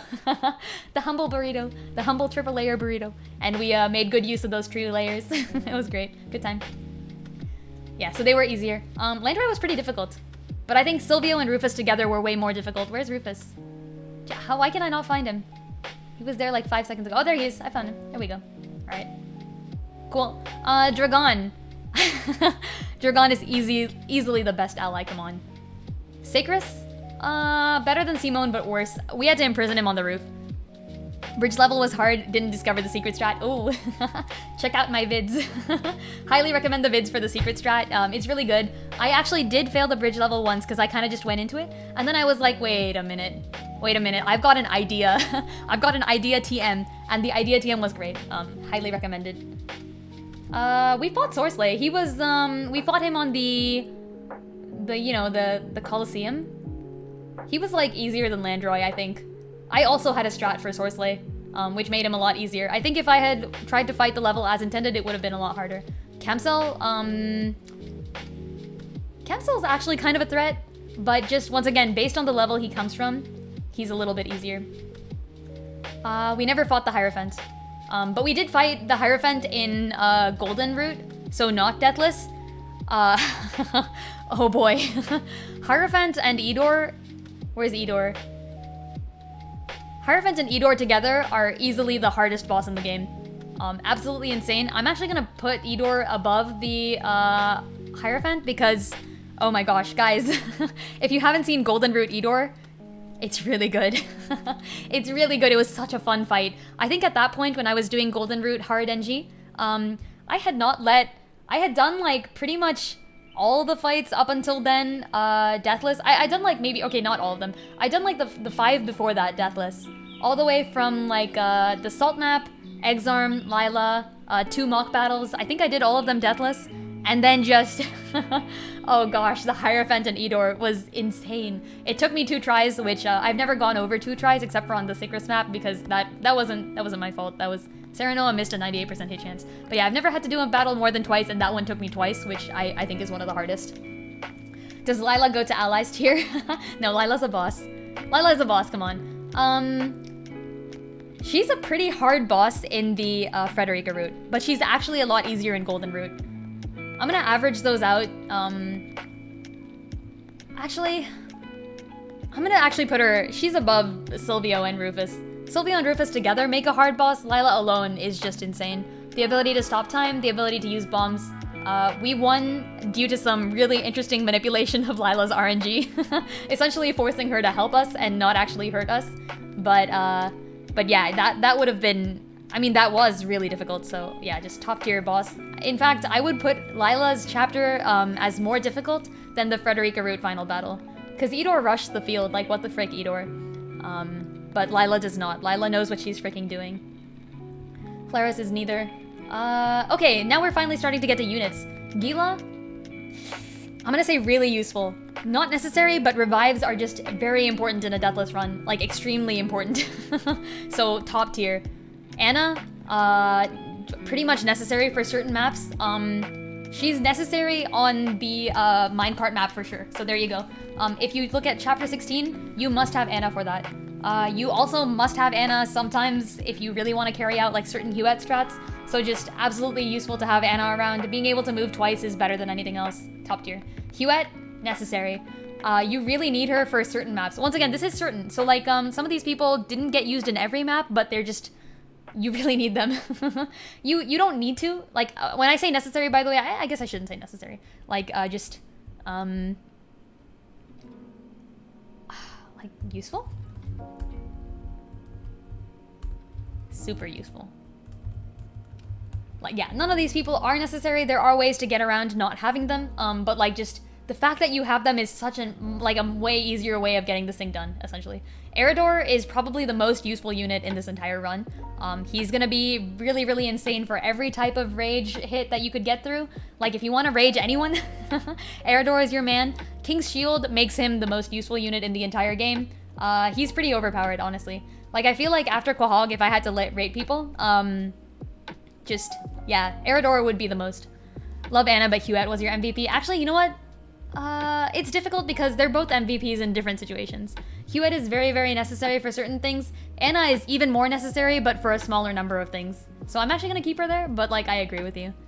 Huette is definitely, yeah, like, Huette won MVP last time I did this, when I did rankings. And Anna was like a close second or something. I don't actually remember, but like, she deserves it. Rudolph, I didn't use him. Like, anything Rudolph does can be done better by other people. I believe Rudolph's skills are what, like a sleep arrow, pushing back arrow, and then Spring Trap thing, except not Spring Trap. So Yen's Spring Traps are just better than Rudolph's because not only do they stop people, they also push people back off of cliffs and stuff. Anna's sleep is better than Rudolph's sleep because, actually no, you know what? Rudolph has better sleep than Anna, but Anna can do it twice and try twice, and if she fails, then she can still hide. Rudolph cannot do that. And then, yeah, Rudolph apparently can, like, push people back, but, like, Eridor should be on the front line pushing people back if you really need to. Otherwise, there are other ways of doing it. Hasabara can do that, not that I've ever used her for it. So, yeah, just all around, I didn't think Rudolph was very useful. Which brings me to the next unit, Quarantine. So, Quarantine is IMO, like, just, he's not, like, necessary. You can do this entire thing without Quarantine, but having Quarantine just makes everything so much easier. You have Glacial Moon, which is, first of all, like a skill with the same range as Sunfall, but Quarantine regains 2 TP every turn, pretty much every turn. Like, you just have to throw an Ice Stone underneath him, and then he survives, he gets 2 TP, and he absolutely incinerates the battlefield. If you want to do, like, large range enemy damage, if people are ganging up on your folks, you can just put Eridor in the middle somewhere, toss, like, a huge Glacial Moon at them, and then probably with Medina's support, get another Glacial Moon right afterwards. It's really good. And even besides that, he has the Ice Break skill, so pretty much like every ice tile that has an enemy on it will explode underneath the enemy, dealing damage or something like within a certain range. Like really, really good. Yeah, exactly. Errant, totally correct. Silence is freaking incredible. You face off mages sometimes and you just need to delete them. And Quarantine is a way to do that for 2 turns. You can just stop worrying about a mage. Only issue with that is that, so Quarantine does magic damage. A lot of mages are going to be rather resistant to magic damage, so you won't be doing a lot of damage to them while you're doing the silence, which is kind of sad. You are wasting like a large damage skill like Freeze, what is it called again? Frosty Fetters? Yeah. You're wasting a large damage skill like Frosty Fetters on a mage, but I mean, that's sometimes okay, and sometimes you really need to do it, so top tier. And then and then my absolute favorite skill in pretty much the entire game, which is Shield of Ice. Some of you know how much I love Shield of Ice. A lot of people sleep on Shield of Ice for being a one-time retroactive hit skill. And I do think that Frederica's Flame Shield is better in some certain cases, especially on Eridor, but Shield of Ice is insane because it allows you to actually mess with the enemy's AI. Like, that's why it's really good, okay? So it's not just about doing damage to people, it's about the fact that the AI is both aware and not aware of the fact that you put Shield of Ice on them. So, my examples. In Chapter 14, when you're fighting against Erica and Thalas, I beat Erica by putting Shield of Ice over and over again on Eridor, and then having Eridor as the only enemy within Erica's range until she was forced to hit him. Which is great, because she's weak to ice, so she just takes a whole bunch of ice damage, and then Eridor smacks her, and then I do it again. It was insane. It worked out really, really well. So things like that. And then the other thing is, like, if you know who the enemy's going to target beforehand. So, for example, I put Shield of Ice on Quarantine on the Trish map. This would be chapter 15? Yeah, 15. So chapter 15 in the Deathless run, I put Shield of Ice on Quarantine, and because Quarantine has the least defense, so he kind of draws fire just for existing. And I knew that Trish would walk over and shoot him because, you know, least defense. And she does, and she takes ice damage, and once again, Trish is weak to ice. So things like that, when you can predict when a character is weak to ice, and heck, even just has low resistance, and use magic against them, it's really, really good. For those of you who saw the final battle just a few days ago, we put Shield of Ice on all the Rosellans who needed to be protected, which worked out really, really well, because when Edor finally showed up, rushed the field, and tried to attack them, he not only did not do any damage to the Rosellans, thereby leaving them safe, he also took like a good 200 or 300 ice damage just right off the bat. And that really gives you a great start point to head in and start wailing on Edor. So really fun skill. Really, really awesome level of thing. Oh, and I've not even mentioned Wall of Ice. So in Chapter 8, when you're allying with either... Is it 8? I think it's 8, yeah.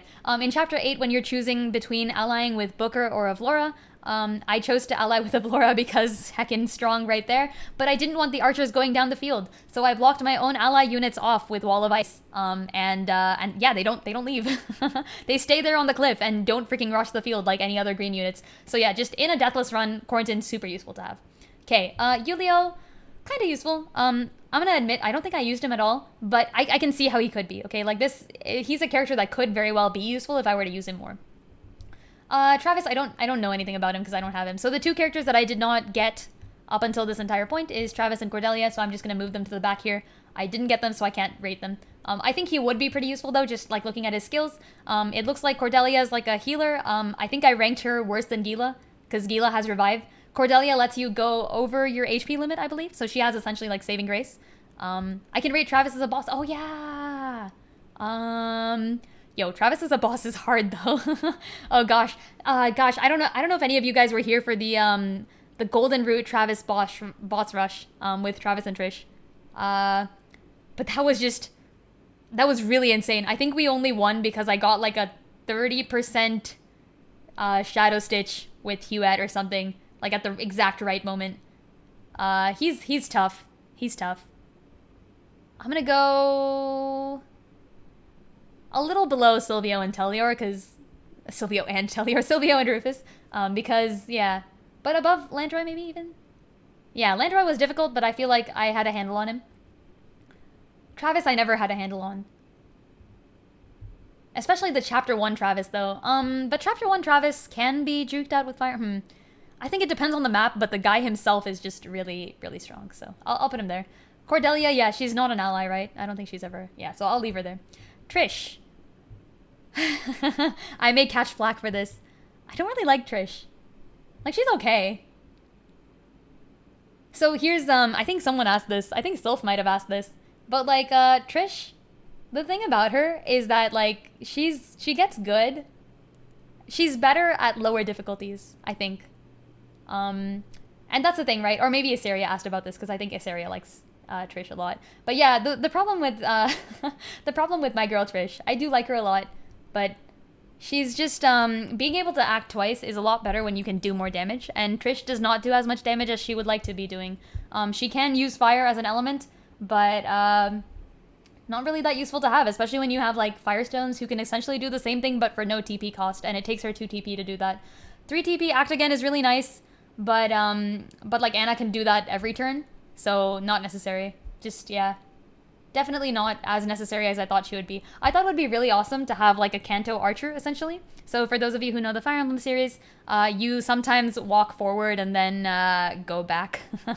Like, you know, yeah, okay, so like with Trish, here's how I thought she would be useful, right? She can essentially walk forward a certain number of steps, shoot twice, and then walk back again and move into safety. But the problem with Trish is that she has like 4 movement. On ice squares, that becomes like 3 movement. And if you walk forward 3 spaces, you're probably not getting in or out of anybody's range, especially ranged units, who is really what you want to use this against, because Trish is like not that strong. So yeah, just my tier list, Trish not that useful. And speaking of Trish, while we're at it, let's put one of the Milos down here. Let's move the duplicate units to the back. Why are there duplicates anyways? I don't know. But yeah, so Milo, just really useful. I didn't end up using her a lot because Maxwell is kind of a better version of Milo. But Milo has one thing that Maxwell lacks, which is Pass. So Pass, what is it? I don't know what it's called in Triangle Strategy, but in Fire Emblem it's called Pass.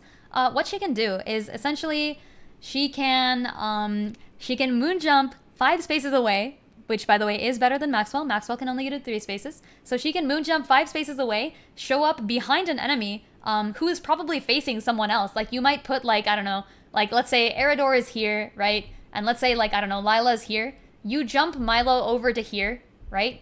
And you, like, beat up Lila, and then you get a double attack with Eridor, and then you can just casually run through Lila and go back to your original spot, wherever that is. So just having that as an option is super useful, and I really did enjoy it.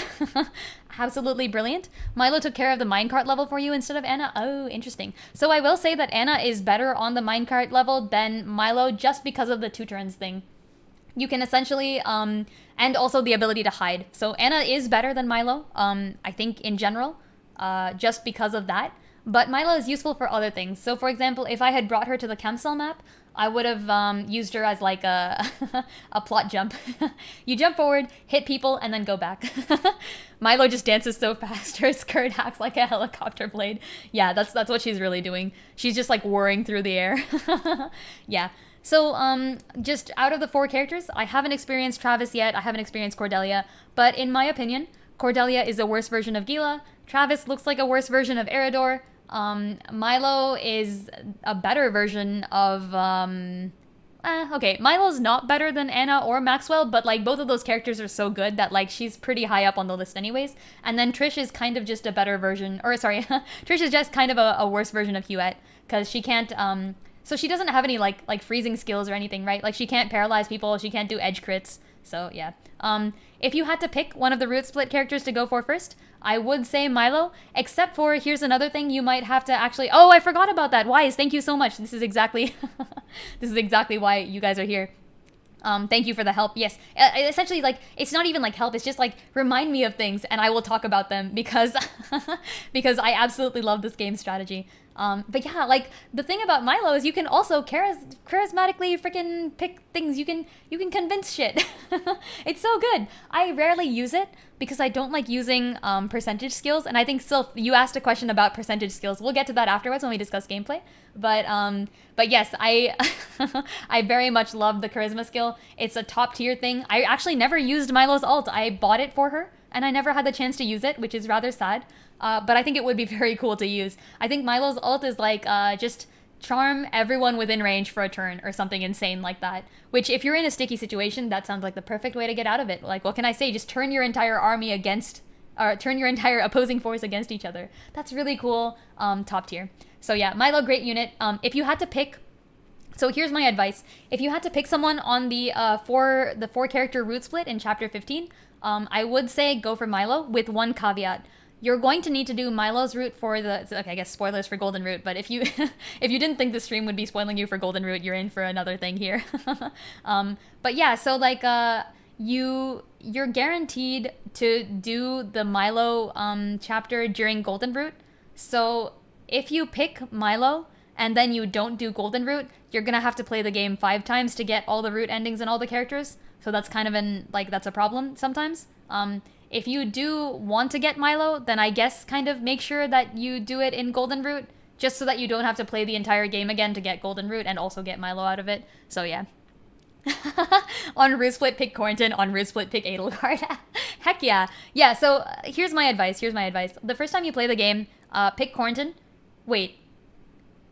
Okay, so here's the other thing though. I am ranking these guys at high level. At low levels, Quarantine is actually a lot worse.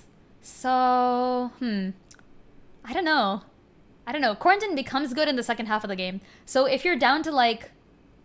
And you do already get Huette and Archibald. I feel like you don't really need a third archer. Versus like Narv and Azana not really being as good. Worse than not useful at all character? What do you mean by that, Errant? Like who is worse than not... Be right back? Oh yeah, see ya. Power of Love is guaranteed. The other one is 60%. Yes, her ult is guaranteed. The Charisma skill is the only one I've actually used. So I haven't used her ult at all.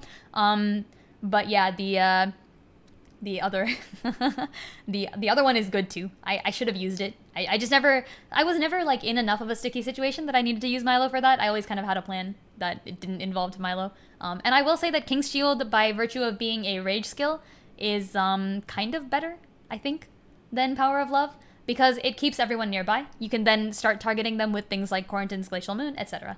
And you can also kind of like lure people into a trap, which is what I do with Eridor's rage skill. So I think that's good, but it's not as good. The Esfrost Hyzand split early on is worse than the not useful at all character. I don't know what you mean. Oh, even early game? Yeah. Well, okay, that's the thing. I'm rating these guys based on high level, but I feel like at low level, you don't have Jens, right? You don't have Jens, you don't have Archibald, you probably have Huette, and it's better in early game to have 2 archers than it is to have 2 mages. Because archers can still do damage even when they're not charged up on TP. In early game, TP is going to be a pretty difficult resource. So I guess if you're really struggling early game, and if you're playing the game on like a kind of lower difficulty, and you want to like, you don't want to like care about this stuff too much, then pick Rudolph. He does have like a better initial story, I guess. Although I prefer Quarantine's by a lot, and I discussed why.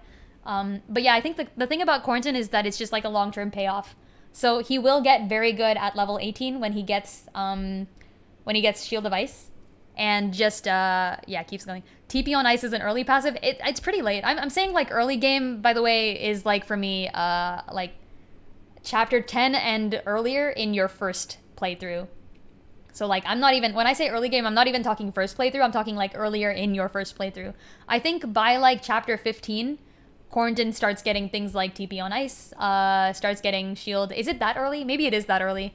Either way, like TP on, or no, it's not, because let's see, I think I remember the first time I had TP on ice. No, the first time I had Ice Break was in the Svarog map in Golden Root. That was a while ago, right? Yeah. Did I have TP on ice already back then? Maybe. I'm gonna say I probably don't think I did. I think it's like you get Ice Break, and then you get TP on ice. I don't recall. But in any case, though, even if you do have TP on ice, like, once again, just keeping a mage, keep going. It's an elite promo, right? Yeah, that's what I thought. I thought TP on ice was after Ice Break. Okay, good to know.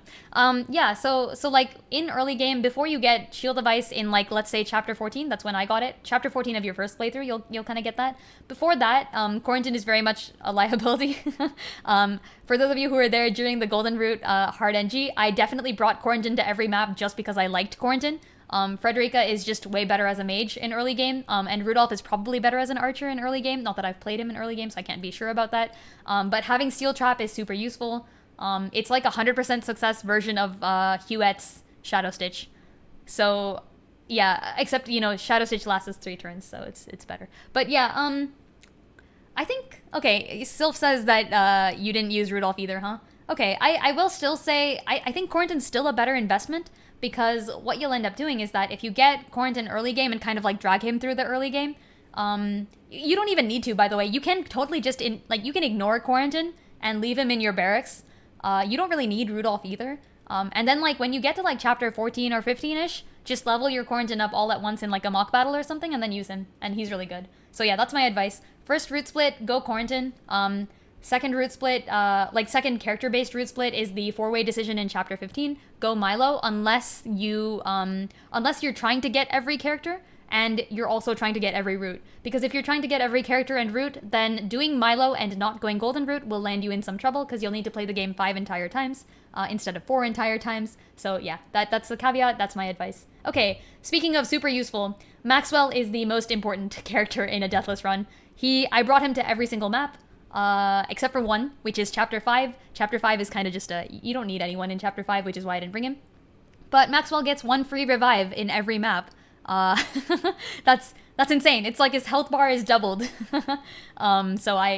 super useful. He can also, not only is his health bar doubled, he freaking can do Milo strats, but slightly worse. He's slightly worse than Milo because he can jump behind someone up to 3 spaces, and even after he jumps, he can't run through the enemy. He doesn't have pass, so you can't really get him back unless you have an open pathway, and if you have an open pathway, it's likely that Maxwell was standing there to begin with, but either way, still a very useful strategy. You can have, like, once again, someone like Maxwell here. Let's say you have an enemy, like here.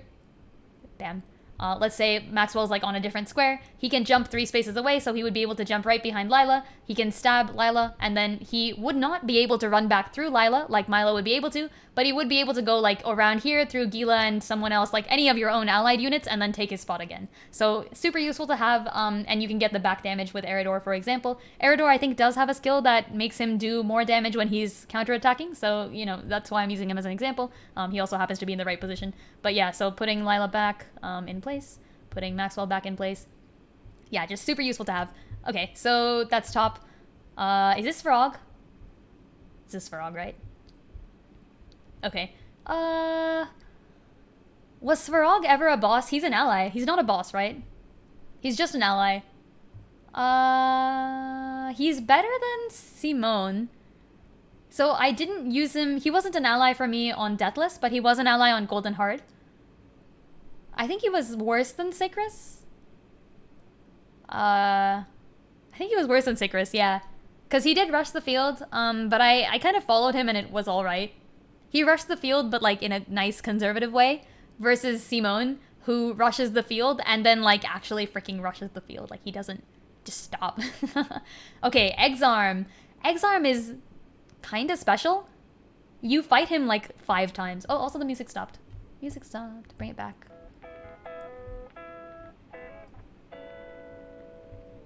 We'll bring that back. Okay, there we go.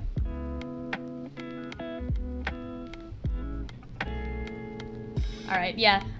X-Arm definitely not the easiest boss. He's pretty difficult. I might put him even, I don't know. He's kind of difficult. He's got charisma, especially in late levels. Let's judge X-Arm by like late level strats. In that case, he's harder than Silvio and Rufus, because you fight him on like a large plane, and you don't have a choice. He's just there in the open with his charisma. He could tempt anyone, and you don't know when he's gonna do it, so it's just hard. Serenoa is just useful. Yeah, like, I mean, he's required, he's also useful. I think he's great as a main lord. He does a really good job. He's not as useful as like the one-hit wonders like these guys, but he's... actually, yeah, Hawk Dive puts him at a pretty high level, just being able to hit at 3 range with a sword. Awesome stuff. He does insane amounts of damage. I think he is pretty much the top damage dealer in my game at the moment. I don't think anyone can outclass Serenoa in terms of just sheer freaking damage. I did put items on him for that, but still. He's still useful. Okay. Y'all are not gonna like me for this. Roland is kind of useful. Roland is like either kind of useful or really useful. He's a good unit, okay? Like, he's actually pretty good. I'll put him at kind of useful. It's just because I was playing Deathless. That's the only reason. The only reason I couldn't use him well is because I was playing Deathless. Because otherwise, I would have just, you know... You can sacrifice Roland and do a whole bunch of shit. But, yeah. I'll put him at the top of kinda useful, I think. Frederica, gosh, this is hard. I think she outclasses Roland in terms of straight-up utility.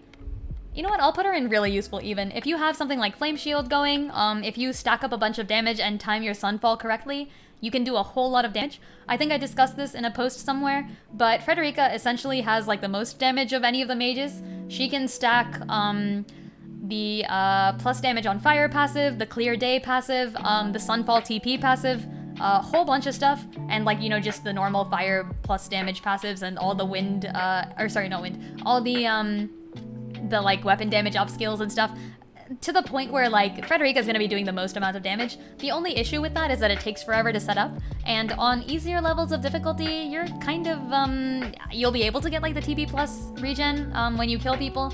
On higher levels, I really haven't really found it useful because Frederica doesn't kill. Like, the time it would take to set up a good Frederica run, like a good hit from Frederica, by that point you could already do like multiple hits with Quarantine. So it's kind of not worth it as much. Frederica is the vitamin D warrior. She's the Sunny D. She's like a tall, large glass of orange juice. That's what she is. It's good. She's good. She's good, and she is really useful, especially when comboing things like Flame Shield with Eridor's King's Shield. Really, really good combo right there, by the way. Highly recommend. And yeah, just in general, casting fire is super useful, especially on levels which can be burned. But I will say that usually you need oil to cast fire anyways, and if you're using oil, you may as well buy some ranged fire stones, and that does the same thing as Frederica, but for no TP cost. So, she's good. She's good, she's pretty useful. She is even, I would say, really useful, but not as useful as Quarantine. I think Quarantine is the better mage. And in fact, while we're discussing mages, let's just do all of them. I think Azana, in terms of a Deathless run, is actually going to outrank Frederica here, because I'm rating these people based on their utility in very specific maps, right? Azana is going to be extremely useful on any map that involves electric conductivity, right? So like you've got the Rails map, you've got the Minecart map, the Salt Pond map. Anything with like a small space that you need to navigate through is probably better suited for someone else, but like Azana can do a good job with it. I don't think she's a better mage, by the way. This is just her utility in like a Deathless run, but because we're talking Deathless, being able to paralyze people is absolutely insane. She also does scale better in hard levels of difficulty. So I think like Azana is going to be better on hard, Frederica might be better in like normal or easy, or even in hard if you're playing like a slightly different challenge. So yeah, that's why I'm putting Azana above Frederica, but neither of them are as good as like say Milo or Gila. I think this is like an entirely different level. It's like a split right here. Azana, Frederica are one group, and then Milo, Gila another group. Benedict goes right between them. I think Benedict has a lot of utility. 2 turns is one of the best skills. I really like it. Now is also a great skill. Allows someone to go right after someone else. Insanely useful. But just in general, like I think... Yeah, okay, you know what? He belongs there. He belongs there for just the 2 turns skill. Also, his Dragon's Shield, really, really good. But I do still think, even though you get Dragon's Shield on 5 people at once, I do still think that Shield of Ice is better because it allows you to do counter damage. And usually if you're shielding someone, you want to do counter damage. It means you're going to be hit by someone you can't avoid. And if you can't avoid them, you can't attack them. And if you can't attack them, then you'd better get as much damage as you can, done as fast as you can, because you're going to need to attack them soon, and this is your only chance. So usually, I do like to have kind of, like, I guess the safeguard of doing ice resistant damage, so yeah. Okay, Medina, one of the best characters in the game. I'm gonna actually swap Eridor in front of Maxwell and put Medina at the top, because without Medina, a lot of this would become a lot harder. Pretty much everything else that you've heard me say about anyone else is improved by having Medina there. And we're gonna get to like the really useful characters, or actually we've already gotten to a lot of their really useful characters, and a lot of them rely on their TP in order to do their most useful things, right? Maybe not Maxwell, but it is like 1 TP to traverse, etc. But Medina can pretty much do anything that anyone else can do, and usually better. So like, for example, she's a better version of Yulio. She can grant TP to more units than Yulio. She can heal people better than Gila with items. She can poison people. I think her hit rates are higher than Milo, and her range is way higher. It's like a 4 or 5 range poison. And I think her hit rates are better. I could be wrong about that, actually. But it is a higher chance. She can make people go again better than Benedict, I'm gonna say. I think fast-acting medicine is 2 TP versus Benedict's now, which is 3 TP. So just absolutely insane character with tons of utility. Pretty much anything you can dream of. She can buff people. What am I saying? Yeah, of course. She can buff people better than Benedict because she can buff at range. Or actually, Benedict can also buff at range. But she doesn't take TP to do it. She can buff people for no TP. Yeah, the only cost for Medina is a material cost. You do need to provide her with items. But once you do provide her with items, she's extremely useful. And I will say, as a qualifying statement, you might be like, oh, okay, but like I'm only playing the mock battles once. I'm not going and grinding for money or anything. So I do want to state that I played Golden Root Hard NG with no repeat mock battles. I did not ever grind for money. I only used what I was given, and I still used Medina. Like, that's how good Medina is. And even if you play all the mock battles only once, you will still have the funds to carry out whatever strategies you need with Medina. Highly recommend. I did play on hard difficulty. This was an NG route, so yeah, just great character all around. Pretty much the best character in the game, save for one, but we'll get to him later. Okay, Narv. Yeah. Yeah, you knew where I was putting Narv. I don't think anyone had any illusions as to Narv being higher up on this list. Narv is not that great, okay? He's just there. Piccoletta, Piccoletta could be useful. I'm gonna say I didn't use her, but I see how she could be useful. She does more damage with items. She's got decoy. She can also swap and steal skills. But this isn't really something I had the time to do. Like, as in the game, you know, if I'm facing an enemy that has used a skill against me that I want, it's usually a skill I don't want them using at all, you know? And Piccoletta needs someone to use a skill before she can copy it. So for example, I could have like waited until Lila used Time Stop or something and then copied that off of Lila. But that means I have to wait for her to use Time Stop, and I played the game instead by forcing Lila to never use Time Stop and killing her before she could, essentially, by trapping her. Good times, it worked out really well. But yeah, like, Piccoletta is not going to be useful for anything other than that, I think. She's probably useful.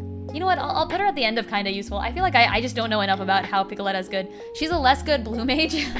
Wait, what's a blue mage? You mean like Quarantine? The best blue mage? I do think she's like a better mage, actually. She's like a slightly better mage. The only problem is she's not going to do as much damage, and she needs items to use. But her range is 6, so she's like a better mage in terms of range. She also has access to every item and element. You just need to like supply her with the items.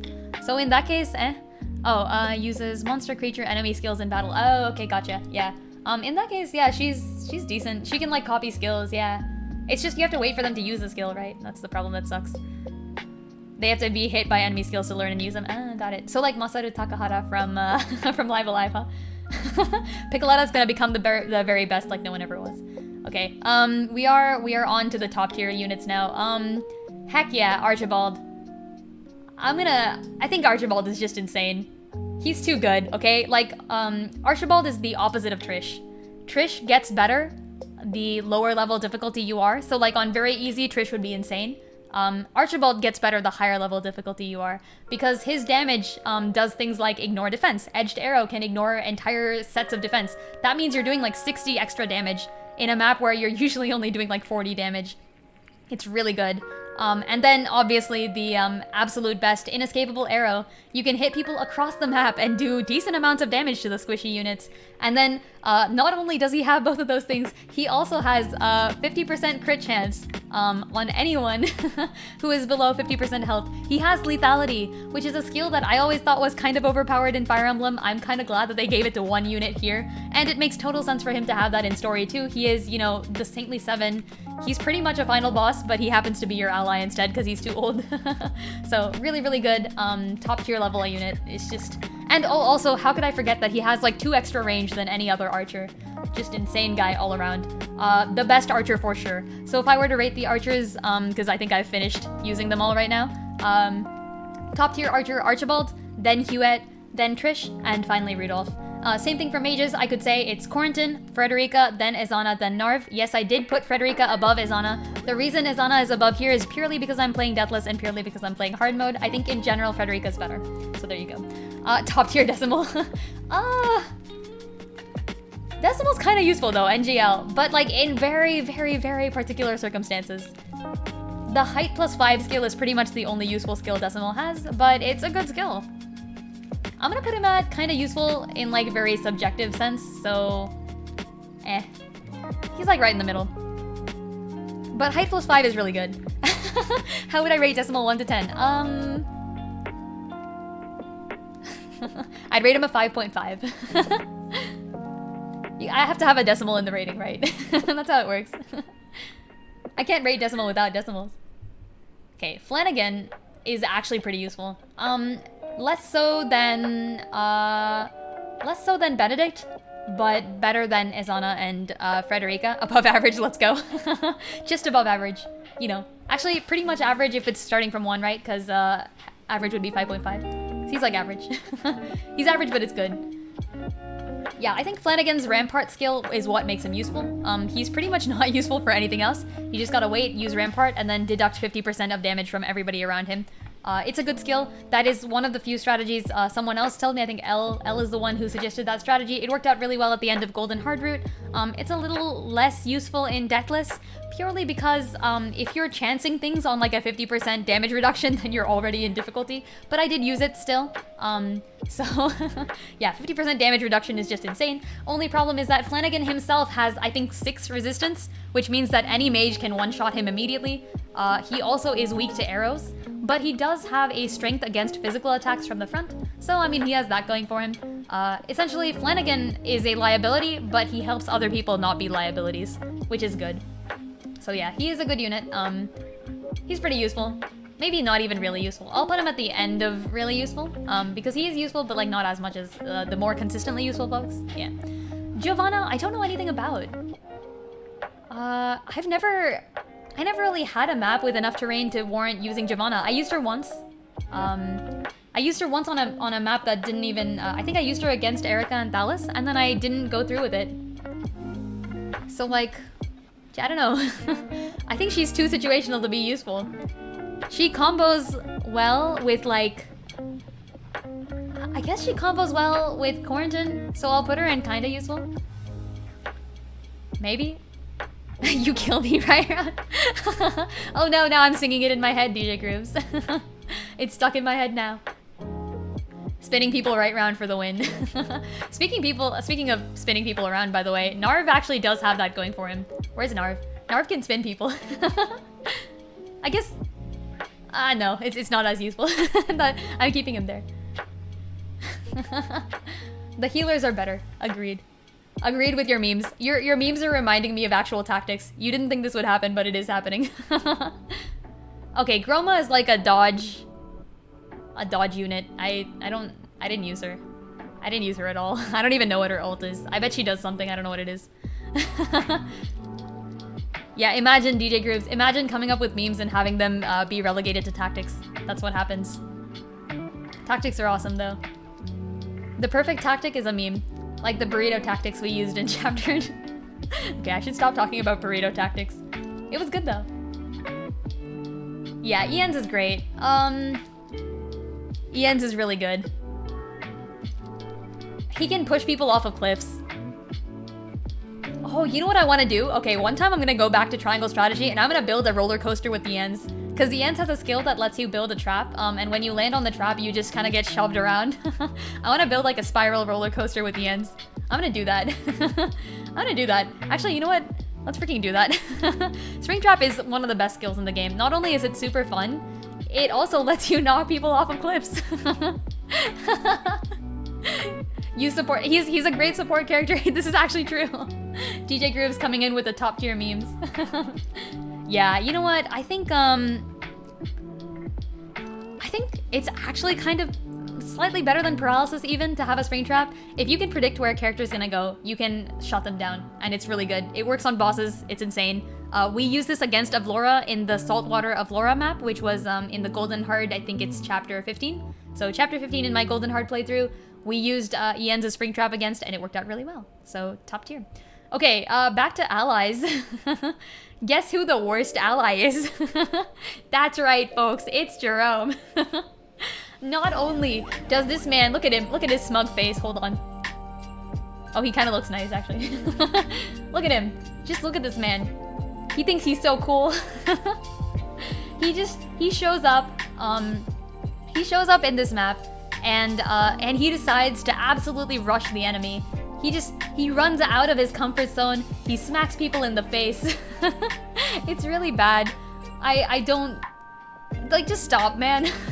So normally when you play this level, you're allowed to let him die, but I played Deathless.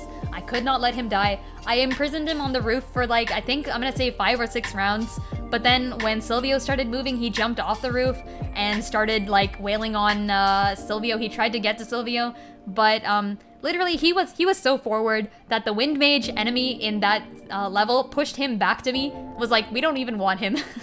We don't want him either. You can take him back. This guy has so little IQ that we don't need him. We don't even need to kill him. You can have him. Oh my gosh. Yeah, so we did actually, Sylph, great point. I actually did make a blockade on the roof with Eridor. So I put Jerome on the roof. I had to light wave him up there, I think, in order to get him in the right spot. And then I lined up 6 units all along the roof that essentially stop him from getting off. This works until Silvio moves on the far side, in which Jerome, who by the way can jump 3 spaces, Jerome starts jumping across the roofs to get off. And that just that was insane. I had to send Maxwell after him. I had to put Maxwell in danger to get him back. It was, yeah, just, he's not a good unit to have around. Did not like.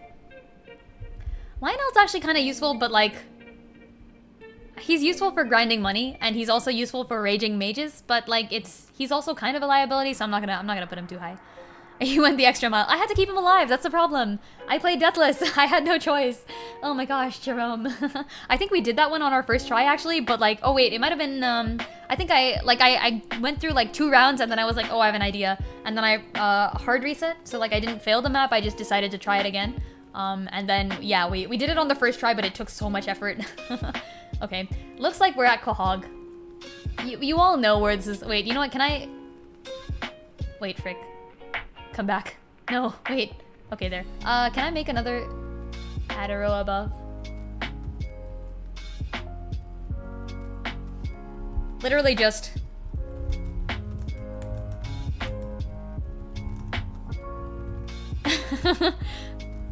Yeah, I think someone predicted I would make a special boy tier for Quahog, and you're right. DJ Grooves, I love it. Like it breaks away from the song. That's how bad Jerome is. Just like he broke away from the freaking rooftop and decided to rush the enemy and get himself killed. The only reason Jerome is like, you know what? I think he's slightly above Simone just because he did stay on the roof for like 5 turns. And also in the Golden Heart, I almost kept him alive. He was actually pretty useful. He managed to hold out against the enemy for like, I think 2/3 of the map, and then I let him die, like not because I couldn't keep him alive, because I didn't care. So, but yeah, literally Quahog is the best unit in the entire game. Everyone knows this. To the people who may not have played this, here, I'm gonna make him purple. Purple for Lila. He's so good. He gets Hosabara's ultimate skill as like a normal skill for 2 TP. He can warp himself to anywhere in the map by trading places with enemies. He can stop time for 2 turns and then just walk around in stopped time and do random things. He can... I think his ultimate ability is being able to reverse the entire last turn. So, like, he has Divine Pulse, which is Byleth's, like, ultimate, you know, skill from Fire Emblem Three Houses. And also Milla's Turn Wheel from Fire Emblem Echoes, if anyone knows that one. It's a lot less popular, so I just used Divine Pulse to talk about it anyways. But yeah, my guy just has casual Divine Pulse. It's insane.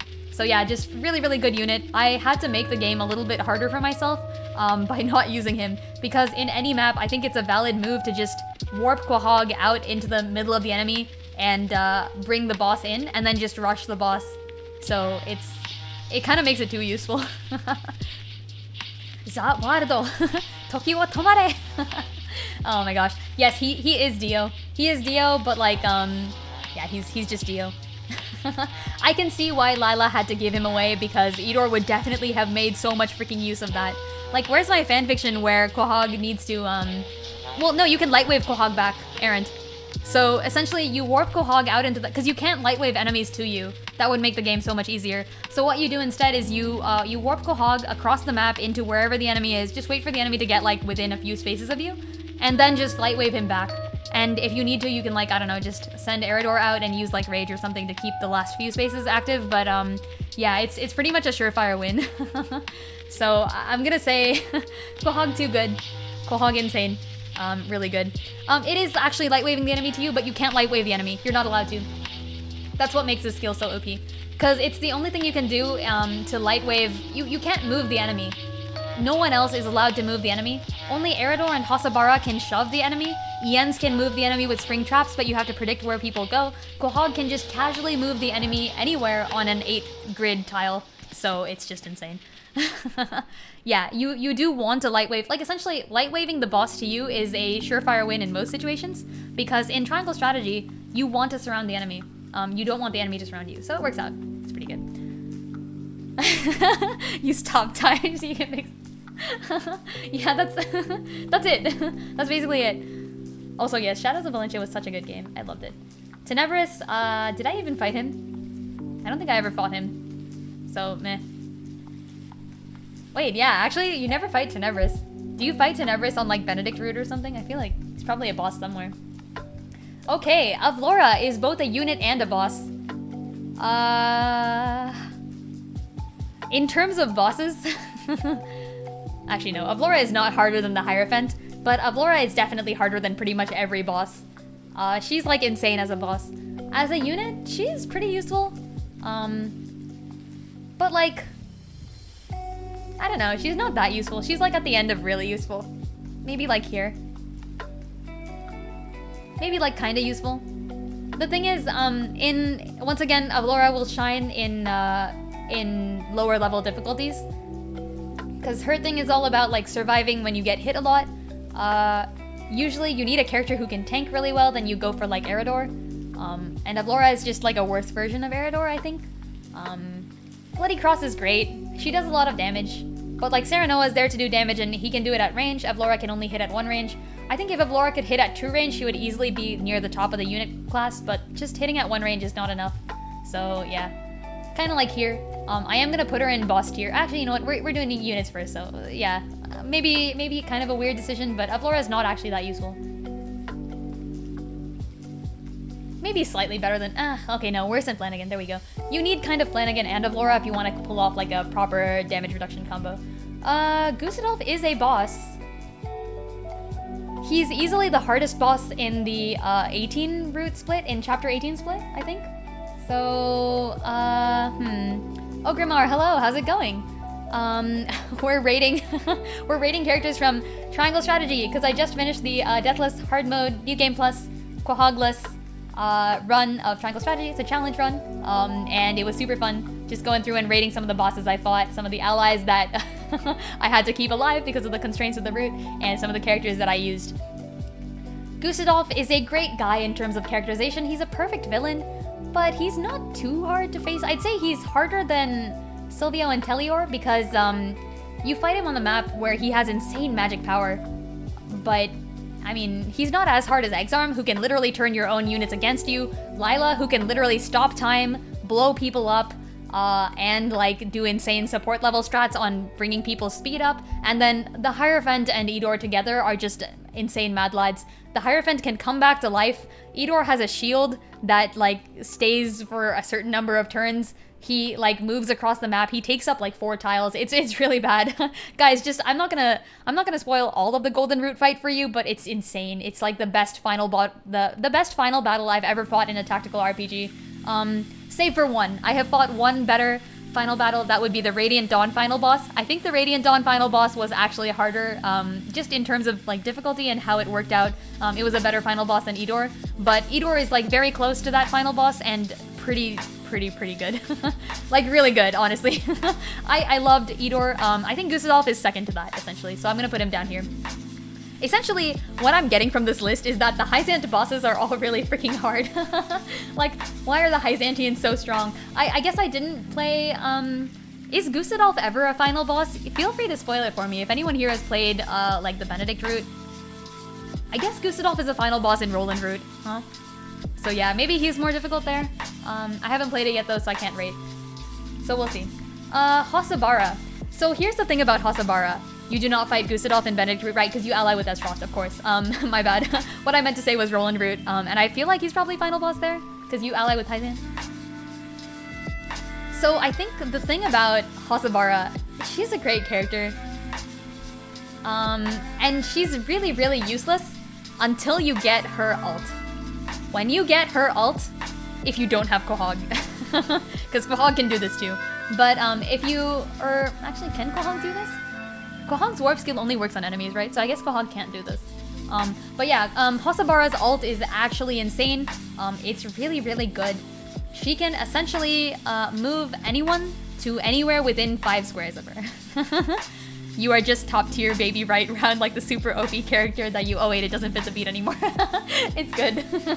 All the memes, all the top tier memes. Yeah, and like the top tier memes, Hossabara is, she's kind of a meme character in that like you only use one skill of hers, but you use it over and over again, especially in a Deathless run. So if you're trying to like shove the ally characters on your team aside, the only way you can do that is with Hossabara. And in that case, her utility beats out like pretty much all of these people. Chapter 3 would not have been possible without Hossabara on our side. Neither would many of the other chapters. I'm gonna say Hossabara is pretty useful as an allied unit. But like, just in terms of sheer utility, I'm gonna place her above Anna. Like, you literally just need her in certain cases.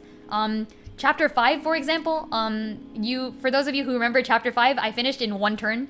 Actually, okay, to be fair, it was 1 round, because I had to wait for Roland to go again. But like, you need Hossabara for things like that. And she's really good, so I'm gonna put her up there. Yeah, other than that though, she's not good as a healer. She's not good as a damage unit. She's not good as a trapper. She's literally just not good at anything except for catapulting people to places. So heck yeah. Booker is a boss. I don't know. Freaking he's not that bad. He was kind of easy, but he's not like Erika Thalas easy, and he's also not Torsley easy. He's easier than Landroy. Let's put him here. Yeah, all right, close enough. He's like, okay. Plinius is nothing. Okay, I think we actually reached the end. I think this is it.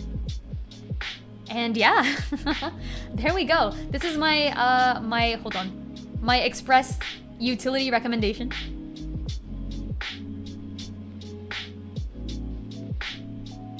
Oh, you're right. You can make the rhythm work. You gotta force some of the syllables in there. And what is a good song without a little bit of syllable forcing? Alright, there we go. We've centered it. This is my ultimate Deathless Hard NG Plus ranking of characters. They are in order. Quahog was too good. I did not use him. After that, Medina, pretty much like a mainstay. Eridor, mainstay. Archibald, absolutely insane. I'm gonna say for Deathless, I'm actually gonna switch this around. I'll put Maxwell right in front because Maxwell has the free revive. That makes him kind of bit, like just a tiny bit more useful. But Eridor, Medina, Maxwell, and Archibald make up like the core team. They're so useful. If you have those guys, you can do pretty much anything. Outside of that, Anna is extremely useful in certain situations. I will say Serenoa is better as a unit, so I'm actually gonna move Anna down to the end of super useful, because it's not like she's useful as a unit, she's just useful in certain situations. Same thing for Hosobara. I'm actually gonna move her down to the end, right above Anna, because Anna isn't really necessary. As Aaron said, you can do it with Milo, it's just that Anna's better. But yeah, so like these 4 units, insane. These 3 units, basically the rest of my team. And then these 2 are just super utility for a Deathless run.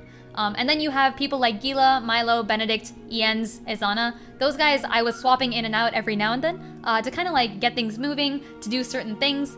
Gila's super useful for revives, so like that's why she's at the top here. If you're playing Deathless, you want to stack everybody with revives, just in case you fail somewhere, you don't want to go back and have to do everything over again. Milo for like the distance attack, for the charisma. Benedict for 2 turns. I think on chapter 15, wait no. Yeah, chapter 15 of my Deathless run, we did like the whole boat thing. So I used 2 turns on Huet to get Huet to move all the way up to the top of the ship's mast and then start sniping people from there. Wouldn't have been possible without Benedict. So I lamented not having him.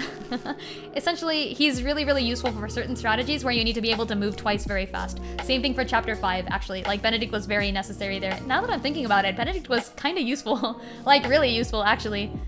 I should put him here. I think Anna wasn't even that useful. I think I might have to swap them. Because, like, I really needed Benedict for the Chapter 15 strategy, and I also needed him for the Chapter 5 strategy. I did not necessarily need Anna for Chapter 16. I could have done it without Anna with Milo instead, but she was better for it. So I'm going to put her here. She's really useful still, but yeah, actually not that necessary. Did I use... But Anna was such a clutch save sometimes. So is Gila, though. Okay, yeah, I'm switching this. I think I've made up my decision here, yeah. Ezana, probably only useful on certain maps, but very useful for those. Frederica is actually a better mage, but hey. Yeah, if I had only had Benedict on those last 3 maps, I could have pulled off so much weird shit. Because being able to move twice is just insane. It's really good. And Benedict is the only person who can make you do that. Trish can do it to herself. Anna can do it. Actually, Anna can't do it. It's just Trish. Trish can move twice. Nobody else can. It's just Benedict. So yeah, really good moveset. He's really good. Okay, Flanagan, pretty useful. Avlora, pretty useful, but like not necessary. Roland, actually pretty useful, not gonna lie. Just being able to use 5 distance attacks, being able to hit at range. 4 dragons is an insane skill. We used that to kill Travis in chapter 1 when we were forced to use Roland. Yeah, being able to run around somebody, hit them in the back, get a passive attack for moving, also really nice. Just, he's not doing as much damage as you like him, so it's fine. You found everyone to be useful. I don't know, man. I don't think I used Groma a single time. I feel bad about that. I really like Groma's character. She's like a worse version of both Anna and Milo. She's like what would happen if you had like a worse Anna and Milo, yeah. And anything that Groma does, Anna and Milo can do better. I don't know what her ult is. Maybe her ult is good. I know everyone else's ults pretty much. I just don't know hers. Actually, I don't know Rudolph's ult either because I didn't use him at all. But even for Rudolph, I did have an excuse. Like I only got him halfway through the golden, in chapter 3 of the golden run. In chapter 3 of the Deathless run. There we go. So I didn't really like need him. By that point, I had every other archer, and Archibald is the best archer. Everyone knows that. So yeah. But yeah, so Piccoletta I think has uses. I couldn't find them. Trish gonna be definitely better on like easier difficulties. Decimal, insane on any map where you start with the low ground. And to be fair to Decimal, if you're on the low ground, that's when you really need help, right? On the high ground, a lot of people are better. You know, it's the high ground. They have skills. But characters like Decimal and even the mages, Quarantin, etc., are going to be useful when you're starting low. So good to have around. Really useful on Fort Assault. I don't think I could have done that without him, but not necessarily necessary for any of the story maps, so I'm going to put him down here. And yeah, Giovanna just didn't have the chance to use her in any like top tier terrain or anything. Lionel, useful for raging, but not great, yeah. And that's about it. Oh, Julio is just, you know, slightly worse Medina, but with no items, so That's about it, I think. So that's gonna be the proper rating here. I'm gonna go ahead and just save that real quick. Hold on. Download image. Let's see, unit rating. Unit ranking. Okay. And bam. Done. And yeah, that's the unit ranking. So with that, so I do have a bit of an agenda today, and I'm gonna go on for the next 30 minutes. I think we're gonna end after that. So just a long discussion about this game in general. But But yeah, so the next topic I kind of wanted to discuss was just rating the gameplay, because now we've talked about characters, we've talked about units, like just in terms of how strong they are. So now that we've done units, let's kind of go on to just characters. So hold on, or sorry, not characters. Let's go on to just gameplay in general. Let's go. Gameplay. There we go. Okay, and this isn't like a ranking or anything. This is just, hold on. You know what? We're gonna pull up. We're gonna pull up like a picture of Triangle Strategy or some shit. We'll have a background. Here. This is a picture. This is a picture of Triangle Strategy. Oh wait, that's a trailer, isn't it? Here. Open image in new tab. Heck yeah. Can I move this? There we go. Look at them, look at them. They're so cute. This is actually adorable. Here. Is that centered? I think that's centered, right? Bam. You've got the strange little red Nintendo thing in the corner, but there's nothing we can do about that. Let's go. All right. So, yeah, in terms of gameplay, Triangle Strategy, Serenoa using his ult. That's what this is, right? He's granting TP to everyone. Oh yeah, I forgot Serenoa can do that. I've literally never used that. I don't even think I freaking bought it for him. I forgot. I just forgot that his ult existed. That's a thing. Okay, well, no, we're stopping. We finished talking about characters. So the gameplay of this game.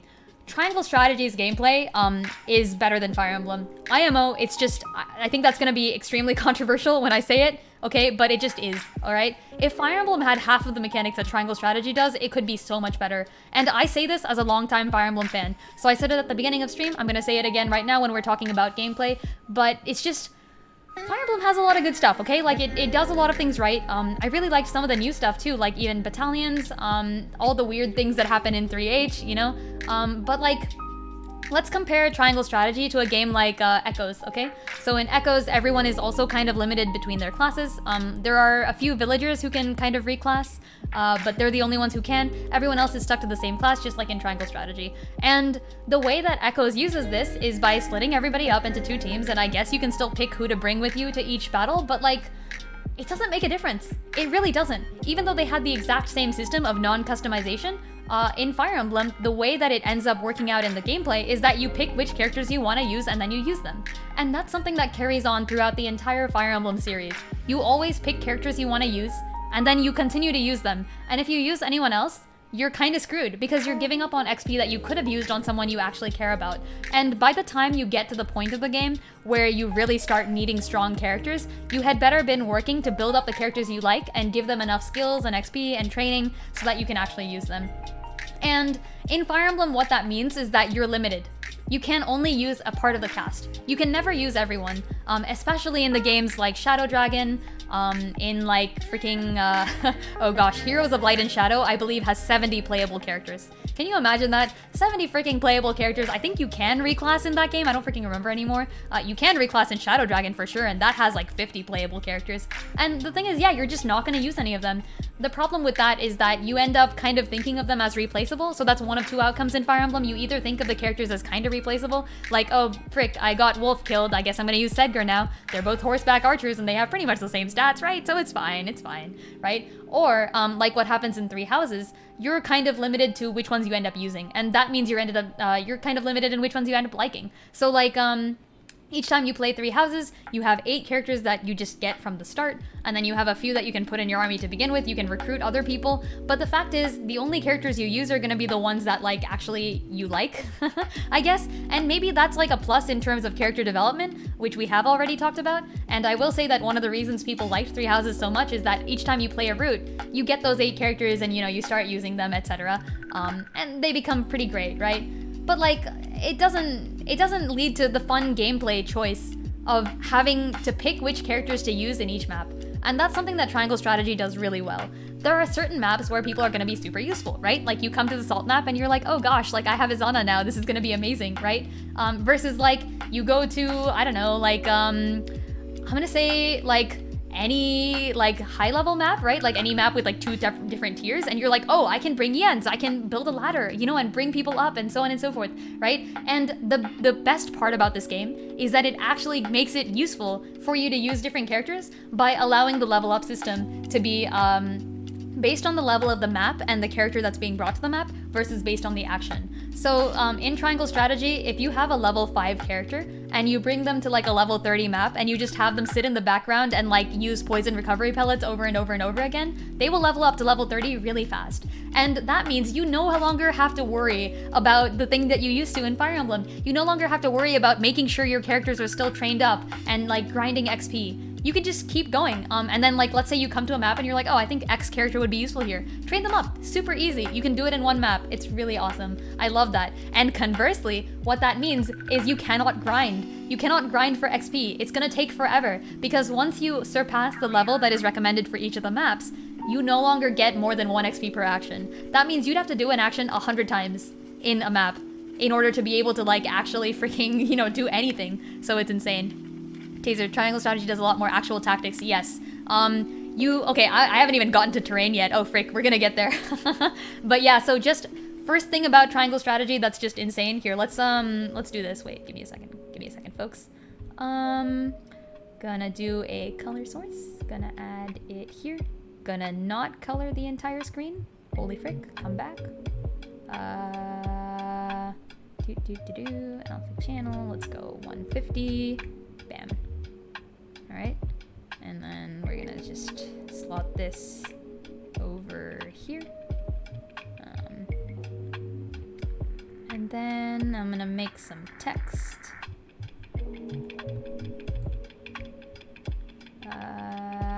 Duplicate. Is that good? Yeah, there we go. I'll just make it really big. Yeah, I've used Tenshin Han's final skill, Flash. Solar Flare! Isn't that what he calls it? I don't actually remember. This is really huge. Bam. Alright, can I get this to be like not blue? Wait a minute. Here, we'll make it like kind of purplish. Like dark purple. Because dark purple is a good color. Yeah. Alright. Does that look visible? I can't tell. Oh, it is. Okay, sweet. Great. So yeah. First point, just utility units. TriStrat. Effie. Bam. Somebody remembered the Solar Flare is Tien's move. Excuse me? Yeah, who do you think I am? I'm a huge Dragon Ball fan. It was my first ever manga or anime. Both. Yeah, I love that stuff. Alright, let's make this shrink. Okay, there we go. That should be good for now. Yeah, Fire Emblem really does lack utility characters. The best you get are dancers, and like, yes, they're useful, but like, not a lot, you know? And then just the level up system, just TriStrat. TriStrat, insane level up system. Absolutely love this.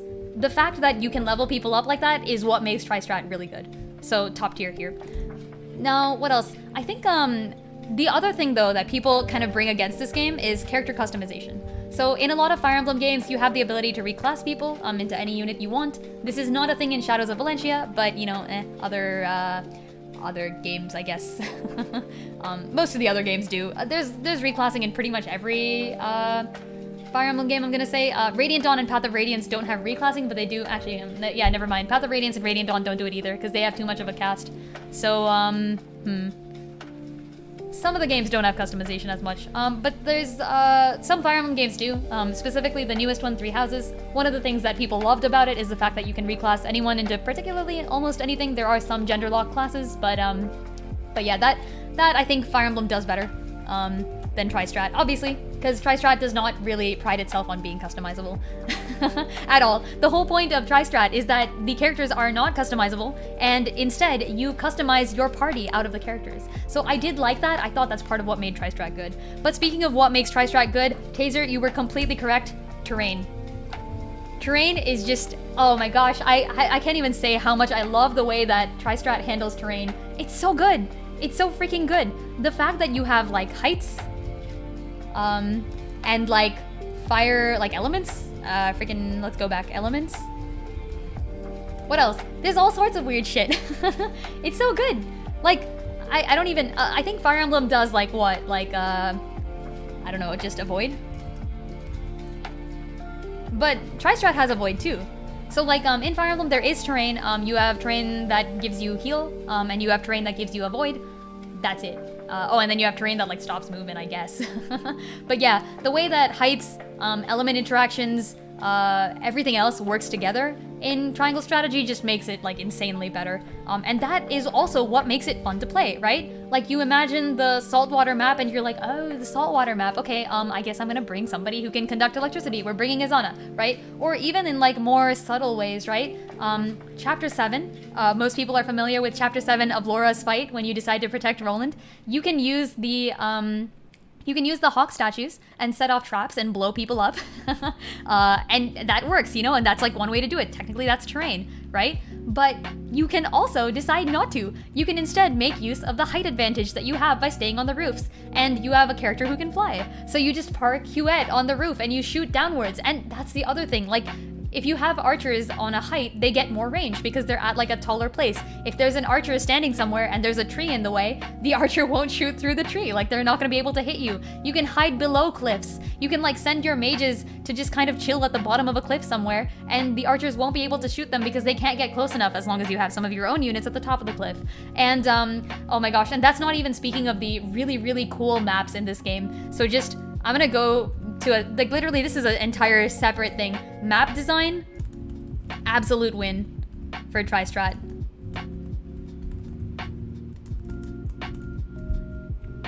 TriStrat over Iron. Yeah, so like the fact that TriStrat has like, oh my gosh, what are my favorite maps? Let's see. If I had to pick a favorite, I think the saltwater map is just my absolute favorite because it's so fun, you know? Like, it's not hard, but it's like fun. and you're just sitting there like, oh, you know? And then, oh, the minecart map, that one was insane. You ride minecarts through this like ancient mine set while enemies throw bombs on the ground and attempt to suicide themselves into a victory because as long as even one bomb goes off, they collapse the entire mine and kill everyone inside it. So you're like running around and stopping bombs and riding minecarts, and if you ride a minecart over one of your own units or your enemy units, they take damage. The minecart rails are electric, so if you bring the girl who does electric damage, she can just destroy people. It's so good. It's absolutely amazing. Just top tier triangle strategy map design.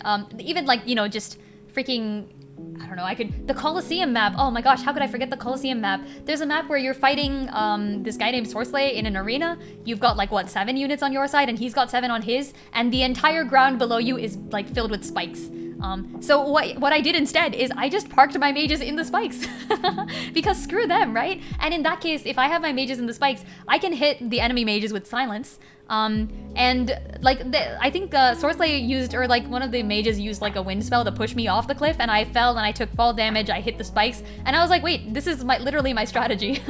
I'm gonna wait here and ambush you from up top. And the archers can't hit the mages then because they're, you know, too far down. There's height difference in this game. It makes total sense and I love it. And I also just moved all of my units back onto the pillars to the side of the Colosseum. I was like, you can have the freaking Colosseum, bro. Like, I don't want it.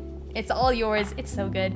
Hey, Punk, how's it going? What am I playing until until Tactics Over comes out? Right, so I won't say just yet because I haven't quite decided, but I do have a few options. Please feel free to suggest anything. I guess this is this is everyone's chance. I am a huge strategy fan, as you can see, but I haven't played some of the older ones still. I haven't played like FE Sacred Stones, for example. That's kind of on my list. I've been hearing things about Diofield Chronicles or something. I think that's real-time strategy though, which is less my thing. But I do also like any type of adventure or puzzle game that just involves thinking. But yeah, that's gonna be another thing. And then final thing about, or actually not even final, there's probably more. Oh, Brigandine, Legend of Runercia. Punk, put it in the Discord. I have to like remember to go back and look at these things, but like put it in the Discord and I'll definitely see it. Yeah, I guess this is my time to like, if you haven't given me a follow or subscribe to my channel or something, please do so. Really appreciate all the support. Don't spend money you don't have, as always. I'd like to say that just in case, because I've kind of encountered people who spend money they don't have, and that's a problem. But I do appreciate all the help and support that you guys have given. Thank you so much. This is like a random time to say it, but I'm gonna say it. But yeah. I will say another thing that Triangle Strategy has that I really, really like is the counter attack system. Counter plus ob attacks. So like just having that makes things so much better. Because now you can no longer just kind of stick an enemy out in the middle of nowhere and have everybody get destroyed by them. And this is something that like Fire Emblem really just does. Like in every Fire Emblem game, I'm gonna say pretty much Echoes more than everything else. Echoes is the main example of this. What you have to do is build up a tank that can survive everything. In Fire Emblem Three Houses, for example, by the way, if anyone wants tips on doing maddening Fire Emblem Three Houses, I did Blue Lions.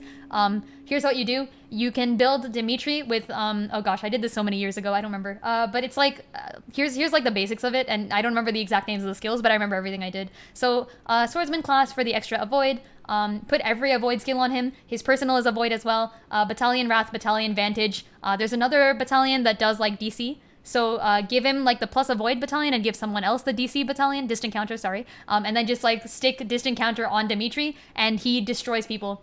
Give him a crit sword too. Yeah, absolutely. Just yeah, like I think I went to the final map with like, you know, Edelgard is the final boss of Dimitri Root. This is not a spoiler. It's pretty obvious. But yeah, so like I went to the final map. I parked Dimitri in like everybody's range and then I just watched him kill everyone. Like that was basically it. I think like everyone else was pretty overpowered by then too because I was just chilling at that point. I think I definitely grinded, which you can't do, you know? So like, so grinding, TriStrat, no grind. That's the good part. You can't grind, you know? It's so nice. I love it. But yeah, Felix and Petra become mega murder machines. This is true. I actually screwed my Petra over because I played Crimson Flower before everyone else. Every other game. Every other route of the game. You know what I mean. Three Houses was my most recent Fire Emblem for sure, but like I played Crimson Flower first, and I didn't know about the master classes being side grades, so I ended up upgrading Petra to Mortal Savant or whatever. And yeah, that's the shittiest move. Don't do it. So yeah, I was grinding money, that's true. This is specifically for level ups. Yeah. The cash system is different. The cash system is pretty much like the same between Fire Emblem and TriStrat. Like there's items, you can buy them. I guess they heal things. That's pretty much it. One of the interesting things though, I will say, is that in Octopath Traveler, for once we're comparing things to Octopath now, in Octopath, there's an item that lets you increase your TP, like the equivalent of your TP, which is called BP in that game, your boost points. In this game, there's no item to increase TP, which makes characters like Medina just extremely valuable. It essentially upgrades the usefulness of Yulio and Medina. And I thought that was interesting. I thought like it would have been kind of nice if we had like inspiriting clubs in this game, but we didn't, and I think that worked out. So yeah. Counter plus op attacks, yeah, just TriStrat having this makes it it's a game about strategy now. It's no longer about like, you know, building up units that can just defeat everything, and I think some people kind of want that in their strategy games, but but oh boy. Oh boy, does Triangle Strategy have actual strategy. Like imagine in Fire Emblem, okay, like let's take the map with Sycris, right? What was the strategy for that map? It's like Rudolph is in the middle of the enemy, he's going to get killed. Svarog is going to rush off and get himself killed as well. So what do? You end up catapulting Svarog onto the roof of one of the snowy areas, and then you use ice on the ground to stop the enemy from approaching you, while you bombard them with spells from like a slightly higher cliff, like the top of a nearby roof, right? And then your archers shoot from the top. You can throw Rudolph up there for extra damage. You keep Sycris up there so he doesn't do any like actual freaking destroying. And it's good. It works really well. It makes you think. And that's what I really like about strategy games. They have to make you think. Fire Emblem does that with plot as well. But TriStrat does a way better job with just gameplay. Have we talked about every aspect of TriStrat that's good? I feel like I've covered pretty much everything. Remember the $5 gold and XP grind maps for Fates? $5? What do you mean by $5? Yeah, I don't freaking remember this. I played Conquest. I did play, I think I played, did I even play Revelations? I may not have played Revelations. I might have just watched Revelations because at that point I was so freaking done with the game. Or did I play Birthright and not? I played one of either Birthright or Revelations. I don't remember which one anymore. I know the story of both, obviously, but I forgot which one I've actually played. Revelations had like really insane map design though. I guess if we had to give like map design to it, that map design was pretty good in like a weird way. Like I didn't like it, but it was good. Like whatever. Fire Emblem lets you murder things with Rutger. Well, Serenoa I guess is kind of like a Myrmidon, even though he's a lord. He's like a Myrmidon lord. He doesn't have a void though. Never mind. I guess we don't have any avoid swordsmen. Whatever. Yeah, we don't get no Myrmidons. They had DLC maps. One was for XP and the other was for gold, and they I didn't know that. Really? They had DLC maps that cost. Wait, actually, okay. Fun question. DLC? Where's the DLC at? Like, come on. Where's my freaking DLC? FE over TriStrat, I guess. Cause like TriStrat doesn't have any. I want some DLC. I think TriStrat would work well with some DLC. I think they should do that. They didn't though. So, you know, there's nothing we can do about it. Goddamn freaking no DLC. Oh, also did the music stop? Let's fix that. Is it back?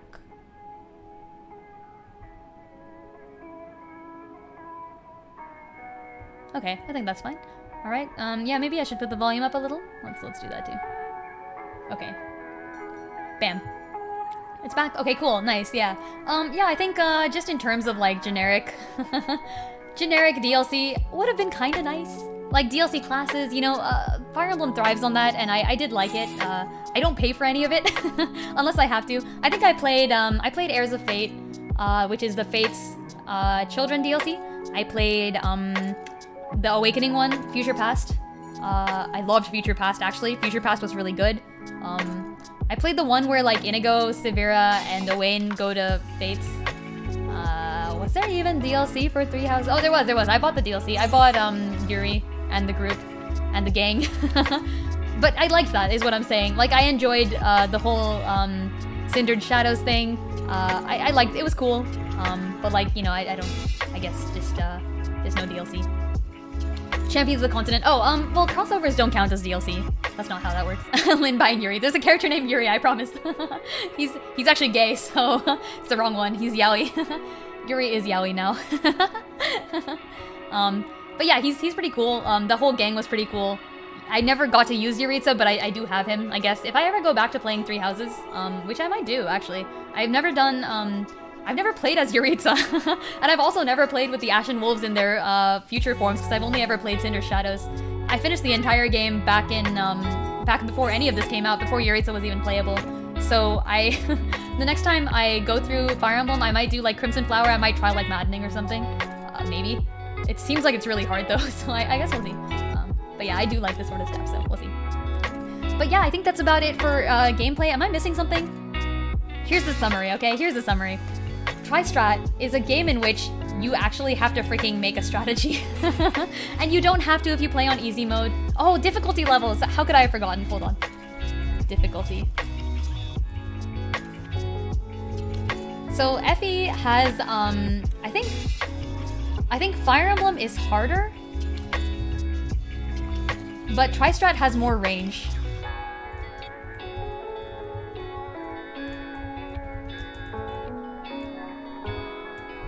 So like, I think it's difficult to judge them, okay? And here's why I say that. I think in Fire Emblem, you can potentially...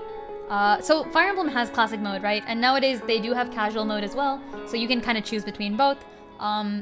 But like, you can always grind. That's the thing. You can always grind. No one is ever stopping you from grinding. There are optimal ways to grind. I remember playing Fire Emblem Three Houses and just, you know, setting my units off in the middle of a field somewhere, like a forest, for the extra avoid. I'd give them broken weapons and just watch them go. And it's just... it makes the game a lot easier, and it also kind of is like necessary in a way, you know, like as in like if you want to play the really high level difficulties, like if you're playing Fates, obviously you're gonna level up your Azura to like whatever the frick highest level you can. Like I think I stacked my Azura immediately because she gets 10 XP no matter what she does from like dancing. So you just level her up and you have like a really stacked Lancer. So yeah, I don't like that, and it kind of defeats the purpose.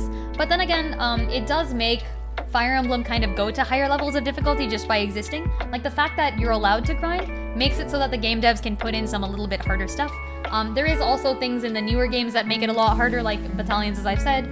The monsters with like the whole double HP bar thing, that is something that exists. And that is one of the things, by the way, that I think I said a lot earlier in the stream, that I rank the final boss of Radiant Dawn as the best final boss in a strategy game I've ever seen. The second best would be Idor and the Hierophant from Triangle Strategy, but the Radiant Dawn boss beats it because they're better. They do what Idor does, but better. And it's so hard to describe anything other than that without giving it away, but it's really good. So I will say that like that is still a thing. But TriStrat has like an entire range of difficulty, and I think it also makes itself pretty accessible to people who don't want to go into all the details, right? Like let's say you want to play a game, you don't want to like sit there having to like deal with everything, right? You want to just go out there and beat some people up. You can do that in TriStrat. But in Fire Emblem, it feels like that's what the game was made for. Like Fire Emblem is made for like just building some really strong units and going out and beating people up with them. But like, in Triangle Strategy, it's a game that's made for people thinking of cool ways to play, you know? Like, in what other game can I have decided to catapult a police officer to the rooftop so he doesn't get himself killed? Like, that's insane. That's so good, right? Or like, in what other game can I decide to like, there's a zip line to the other ship that I have to take, but once I take it, I can't come back. So instead, I make my Hawk Rider move double the amount of spaces, and then I move her to the perfect location so that she can sit right amongst the two enemy archers who can't shoot her because she's literally too close to them, while she rains fire down upon the enemy. It's really good. So I enjoyed that sort of fancy thinking, and that makes Triangle Strategy a little bit more difficult. And the map design is kind of what relates to that, I think. So I'll say that Triangle Strategy can be easier, it can be harder. It's kind of just based on how you play it. And the fact that there's like a reward for playing Deathless, obviously. I do have the reward now, we got the reward, heck yeah. And I will use it in any future runs, which is just, you know, really funny. The reward is really ironic and I love it. So it is part of the game to play Deathless, and I'm gonna count that as part of the difficulty increase. I think it's really good though. Would I stream Radiant Dawn without grinding? I mean, I would stream Radiant Dawn, and then if I have to grind, I guess I would. I love Radiant Dawn, actually. Like, Path of Radiance and Radiant Dawn, I did this in my Fire Emblem, so I have rated the Fire Emblem games before. I don't know what happened to that stream, it's out there somewhere. But like, it's good. Path of Radiance and Radiant Dawn are just really good. Check out Gaiden's map design. I have played Gaiden. Wait, Gaiden is 2, right? I played Gaiden like a long time ago. I don't remember anything about Gaiden. I have to look it up. I mean, I don't remember anything about it, and I think I played it before Echoes, and Echoes just kind of like overwrote my memory. Gaiden is 2, right? Yeah. I don't remember Gaiden anymore, I just remember Echoes. It's kind of like how I don't remember, like the original, you know, Mystery of the Emblem. I remember Shadow Dragon a lot more. But yeah. The map design is okay, but it's not like, it wasn't great. It wasn't like Triangle Strategy level, which, by the way, is fair, because Gaiden came out in like 1992 or 3, I want to say.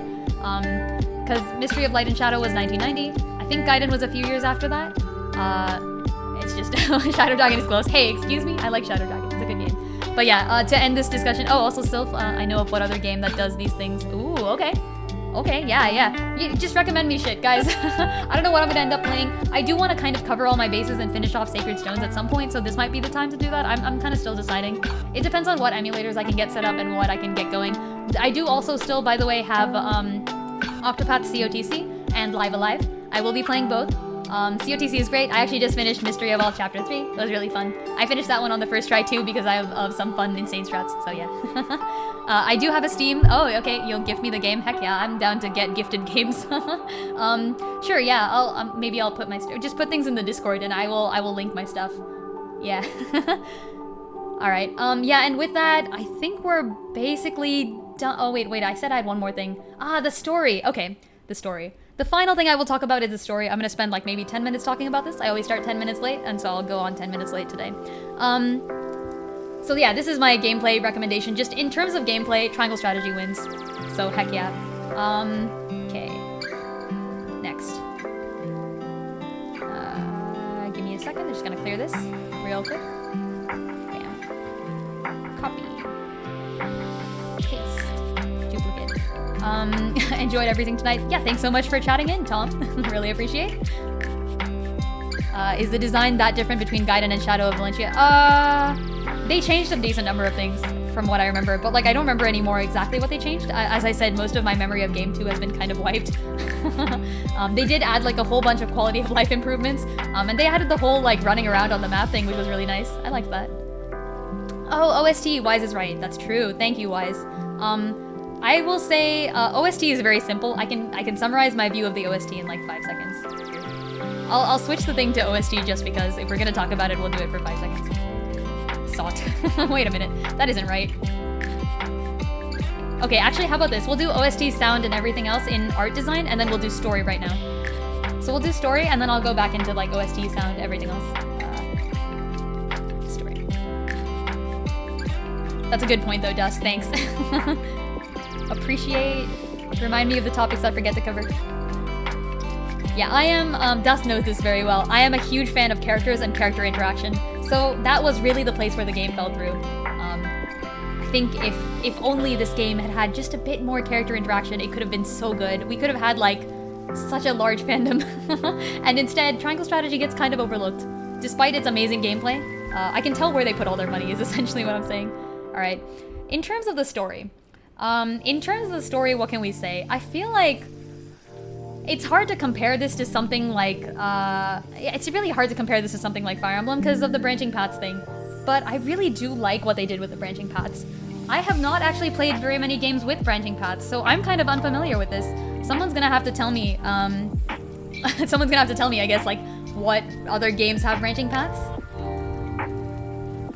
I liked it though. I thought it was really cool. Like, I can't really compare it to anything, but I thought it was awesome.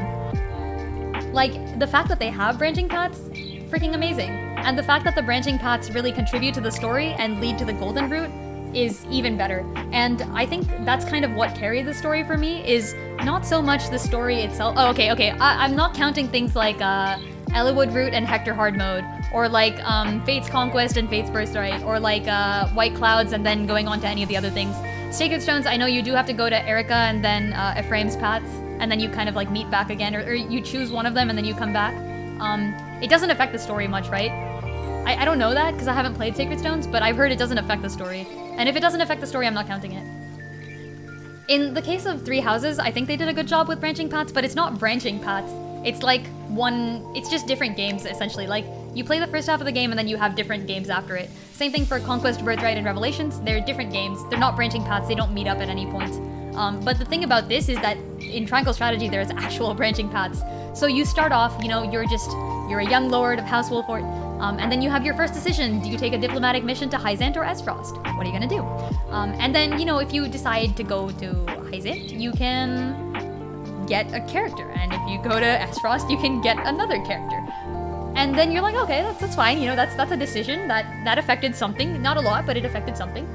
And then there's just casually like, oh shit, the enemy has overrun Castle of Glenbrook, freaking Castle Whiteholm or something, I don't remember the name. And Roland has come to you asking for help. What are you gonna do? And like, I was like, oh boy, wait, you gotta decide this shit? Like, okay. So that's how I was first introduced to the game, because chapters 6 and 7 were in the demo from like a year and a half ago. And back when I played that, I was like, okay, I'll try both. And both of the maps were really fun. I loved the fact that, you know, the story actually changes. And I will address the kind of counterpoint to that. Story, does it change?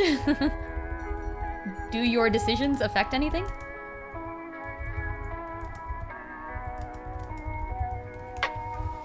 And I think the decisions definitely do make an impact. And here's why I say that. In the case that you, so some people are completely correct in arguing that yes, your decisions don't really make an impact because the story will branch together at certain points, right? So whether you decide to protect Roland or you decide to like yeet him to the Frosty, you could do either. Either way is gonna totally get you like a valid result. But the difference is just in terms of your own perception of the story and how things end up working out in the end. So like, and there's another difference too, but I'll get to that. But like, you can play the game in any way you want. You can make Serenoa the most moral supporter of the Rosellans that you would ever get. You could also make Serenoa a freaking terrible guy. You could yeet Roland to the Astrosty. You can throw the Rosellans back into slavery. You can smuggle salt and then decide not to tell Sorog You can decide not to tell Svarog about what's going on. You can be like a freaking dick. And you can also be like the most naive, most moral person in the entire world. And all of that will change and affect the story in the way that the cutscenes play out. It won't affect the future events that happen, but it will affect your own perception of the game and of the characters, which I think is really awesome, and that's kind of what a branching path should be. But there is another thing, which is the golden route. And I think the golden route is actually a masterstroke. I ended up kind of, I did ended up on accident, so it's not like I figured out the golden route or anything, but I think, first of all, figuring it out would take a lot of work. There are some clues that some people have posted on Reddit. I really like those clues. I think they're pretty great. Would check them out. I myself have posted a spoiler-free guide to the golden route on Reddit. You can find it in my post history if you just like look through it or something. But yeah, it's pretty simple. I could literally summarize it right now. It's just Chapter 7, don't burn the statues, or don't burn things. Wait, what? Yes, I did have chat guide me for the golden route. Yeah, so it's not even that so that's the thing, I didn't know that I was ending up on golden route. And it wasn't like chat was necessarily guiding me either. It's just that multiple people were definitely pushing for golden route, and I made all my votes by majority decision. Because I am Serenoa. So it turns out, that when you get a bunch of Triangle Strategy fans who have just started playing this game together, and most of them have probably completed things and do know about golden route, that a lot of them vote for the golden route options. Who would have thought? And I think certain people were definitely pushing for it, which I liked. I ended up on it, and I'm glad that I did because it was such a fun experience. So yeah, I think just based on the decisions I made, I had a very interesting way of like looking at the game almost, because I was at golden route, and then I had to look back and figure out which of my decisions led me to golden route. And that brings me back to what I was saying. Spoiler free, here's how you get to golden route, okay? Chapter 7, don't use the statues if you decide to do it. The decision doesn't matter, but when you decide protect, don't use the statues. Chapter, let's see, then 8, nothing. 9, also nothing, doesn't really matter. 8 doesn't matter at all, like nothing you choose in chapter 8 matters. In 9, you have to accept the request. In 10, you have to tell him. In 11, doesn't matter. What's the 11 decision? Yeah, 11 doesn't matter. Oh wait, no, it does. Take it back. 11 is the one where you have the Rosellen, right? I think. So then, yeah, you have to make sure you save the Roselle. You have to make sure you go home, and that's it. 13 doesn't matter either. Yeah, so that's it. Literally just don't use the statues. Don't use the statues. Accept the request. Tell him. Save them, and then go home. That's the 5 decisions you must make to end up on golden route. And if you do all of that, you will end up on golden route. Do I like the fact that it exists? Heck yeah, I loved it. And I had so much fun, kind of like making those decisions. And by the way, I did act kind of like Serenoa. I would try to persuade chat in certain directions. I think pretty much all of the decisions I made were golden route, except for I think one thing. I said tell him, I said take, I think the one thing I may have argued against was go home. Like, I didn't want to go home. I didn't think that was the best decision or something. I don't actually remember exactly which one I argued against, but in the end the vote convinced me, so I ended up going for it, and I ended up on golden route, so hey. I think the fact that Serenoa can kind of go through the entire story and figure out a plan that works, and then use it is just insane. So absolutely love that. In terms of the story, I think the plotline was very well executed. I really loved it. All of the characters have like very valid viewpoints. Sometimes there are plot threads that don't really get covered. Like, I don't think Evlora and Cordelia's alliance ever really gets used, except for, you know, getting Cordelia to get stabbed. Freaking Roland pulls a Xander. But, but other than that, you know, story great. I liked it. And yeah, with that, let's actually get to the final thing. The final thing is gonna just be like art and music and stuff, right? Art, music. So in this, we're no longer comparing our decisions with Fire Emblem. They're pretty different. I think the real thing to compare here is Octopath.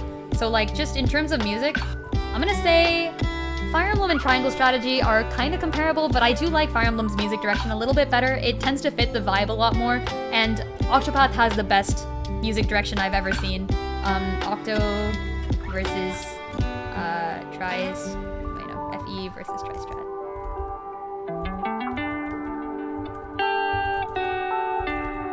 There we go. I think music. Yeah, I think I'd have to unfortunately rate Triangle Strategy's music as slightly worse. You guys should just listen to the Octo soundtrack, okay? Like, get the mobile game or something. It's really good. Oh wait, Sylph, I didn't see your comment. I had to reload chapter 7 because I launched an enemy into the pool with a spring trap. Wait, that's great. That's actually awesome. I didn't know you could do that. Okay, see, this is one of the other reasons that the gameplay in this thing is so freaking good, right? Like, you could end up accidentally on Golden Root, right? And I know other people who have ended up freaking doing that and just been like, wait, what? Like, why am I here? What does life mean? Also, why is this so small? Hold on. Okay, there we go. Topic art plus music. Yeah, I think just in terms of music, I'm gonna say Octo wins.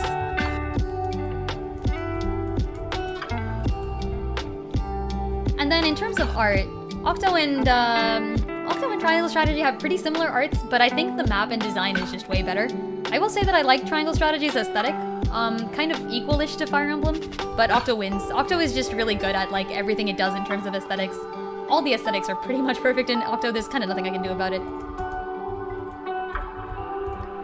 And is there anything else in terms of art? Let's see.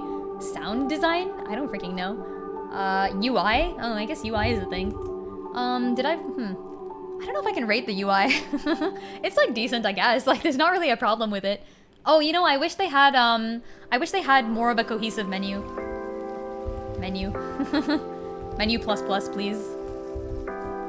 I think that's about it. I think one of the best things I would have improved in terms of game design is making sure that like the game design, first of all, just in terms of the levels and the gameplay, top tier. Can't improve that.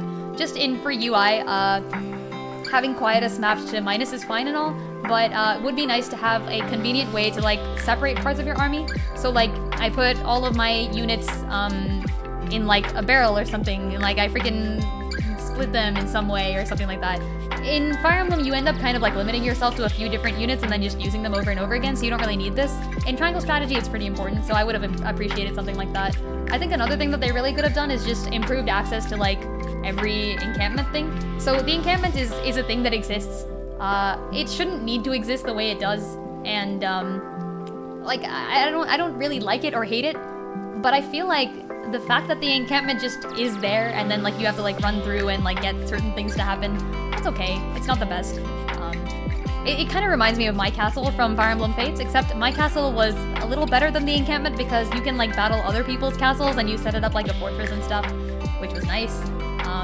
It's supposed to be more like the Garrigmock Monastery from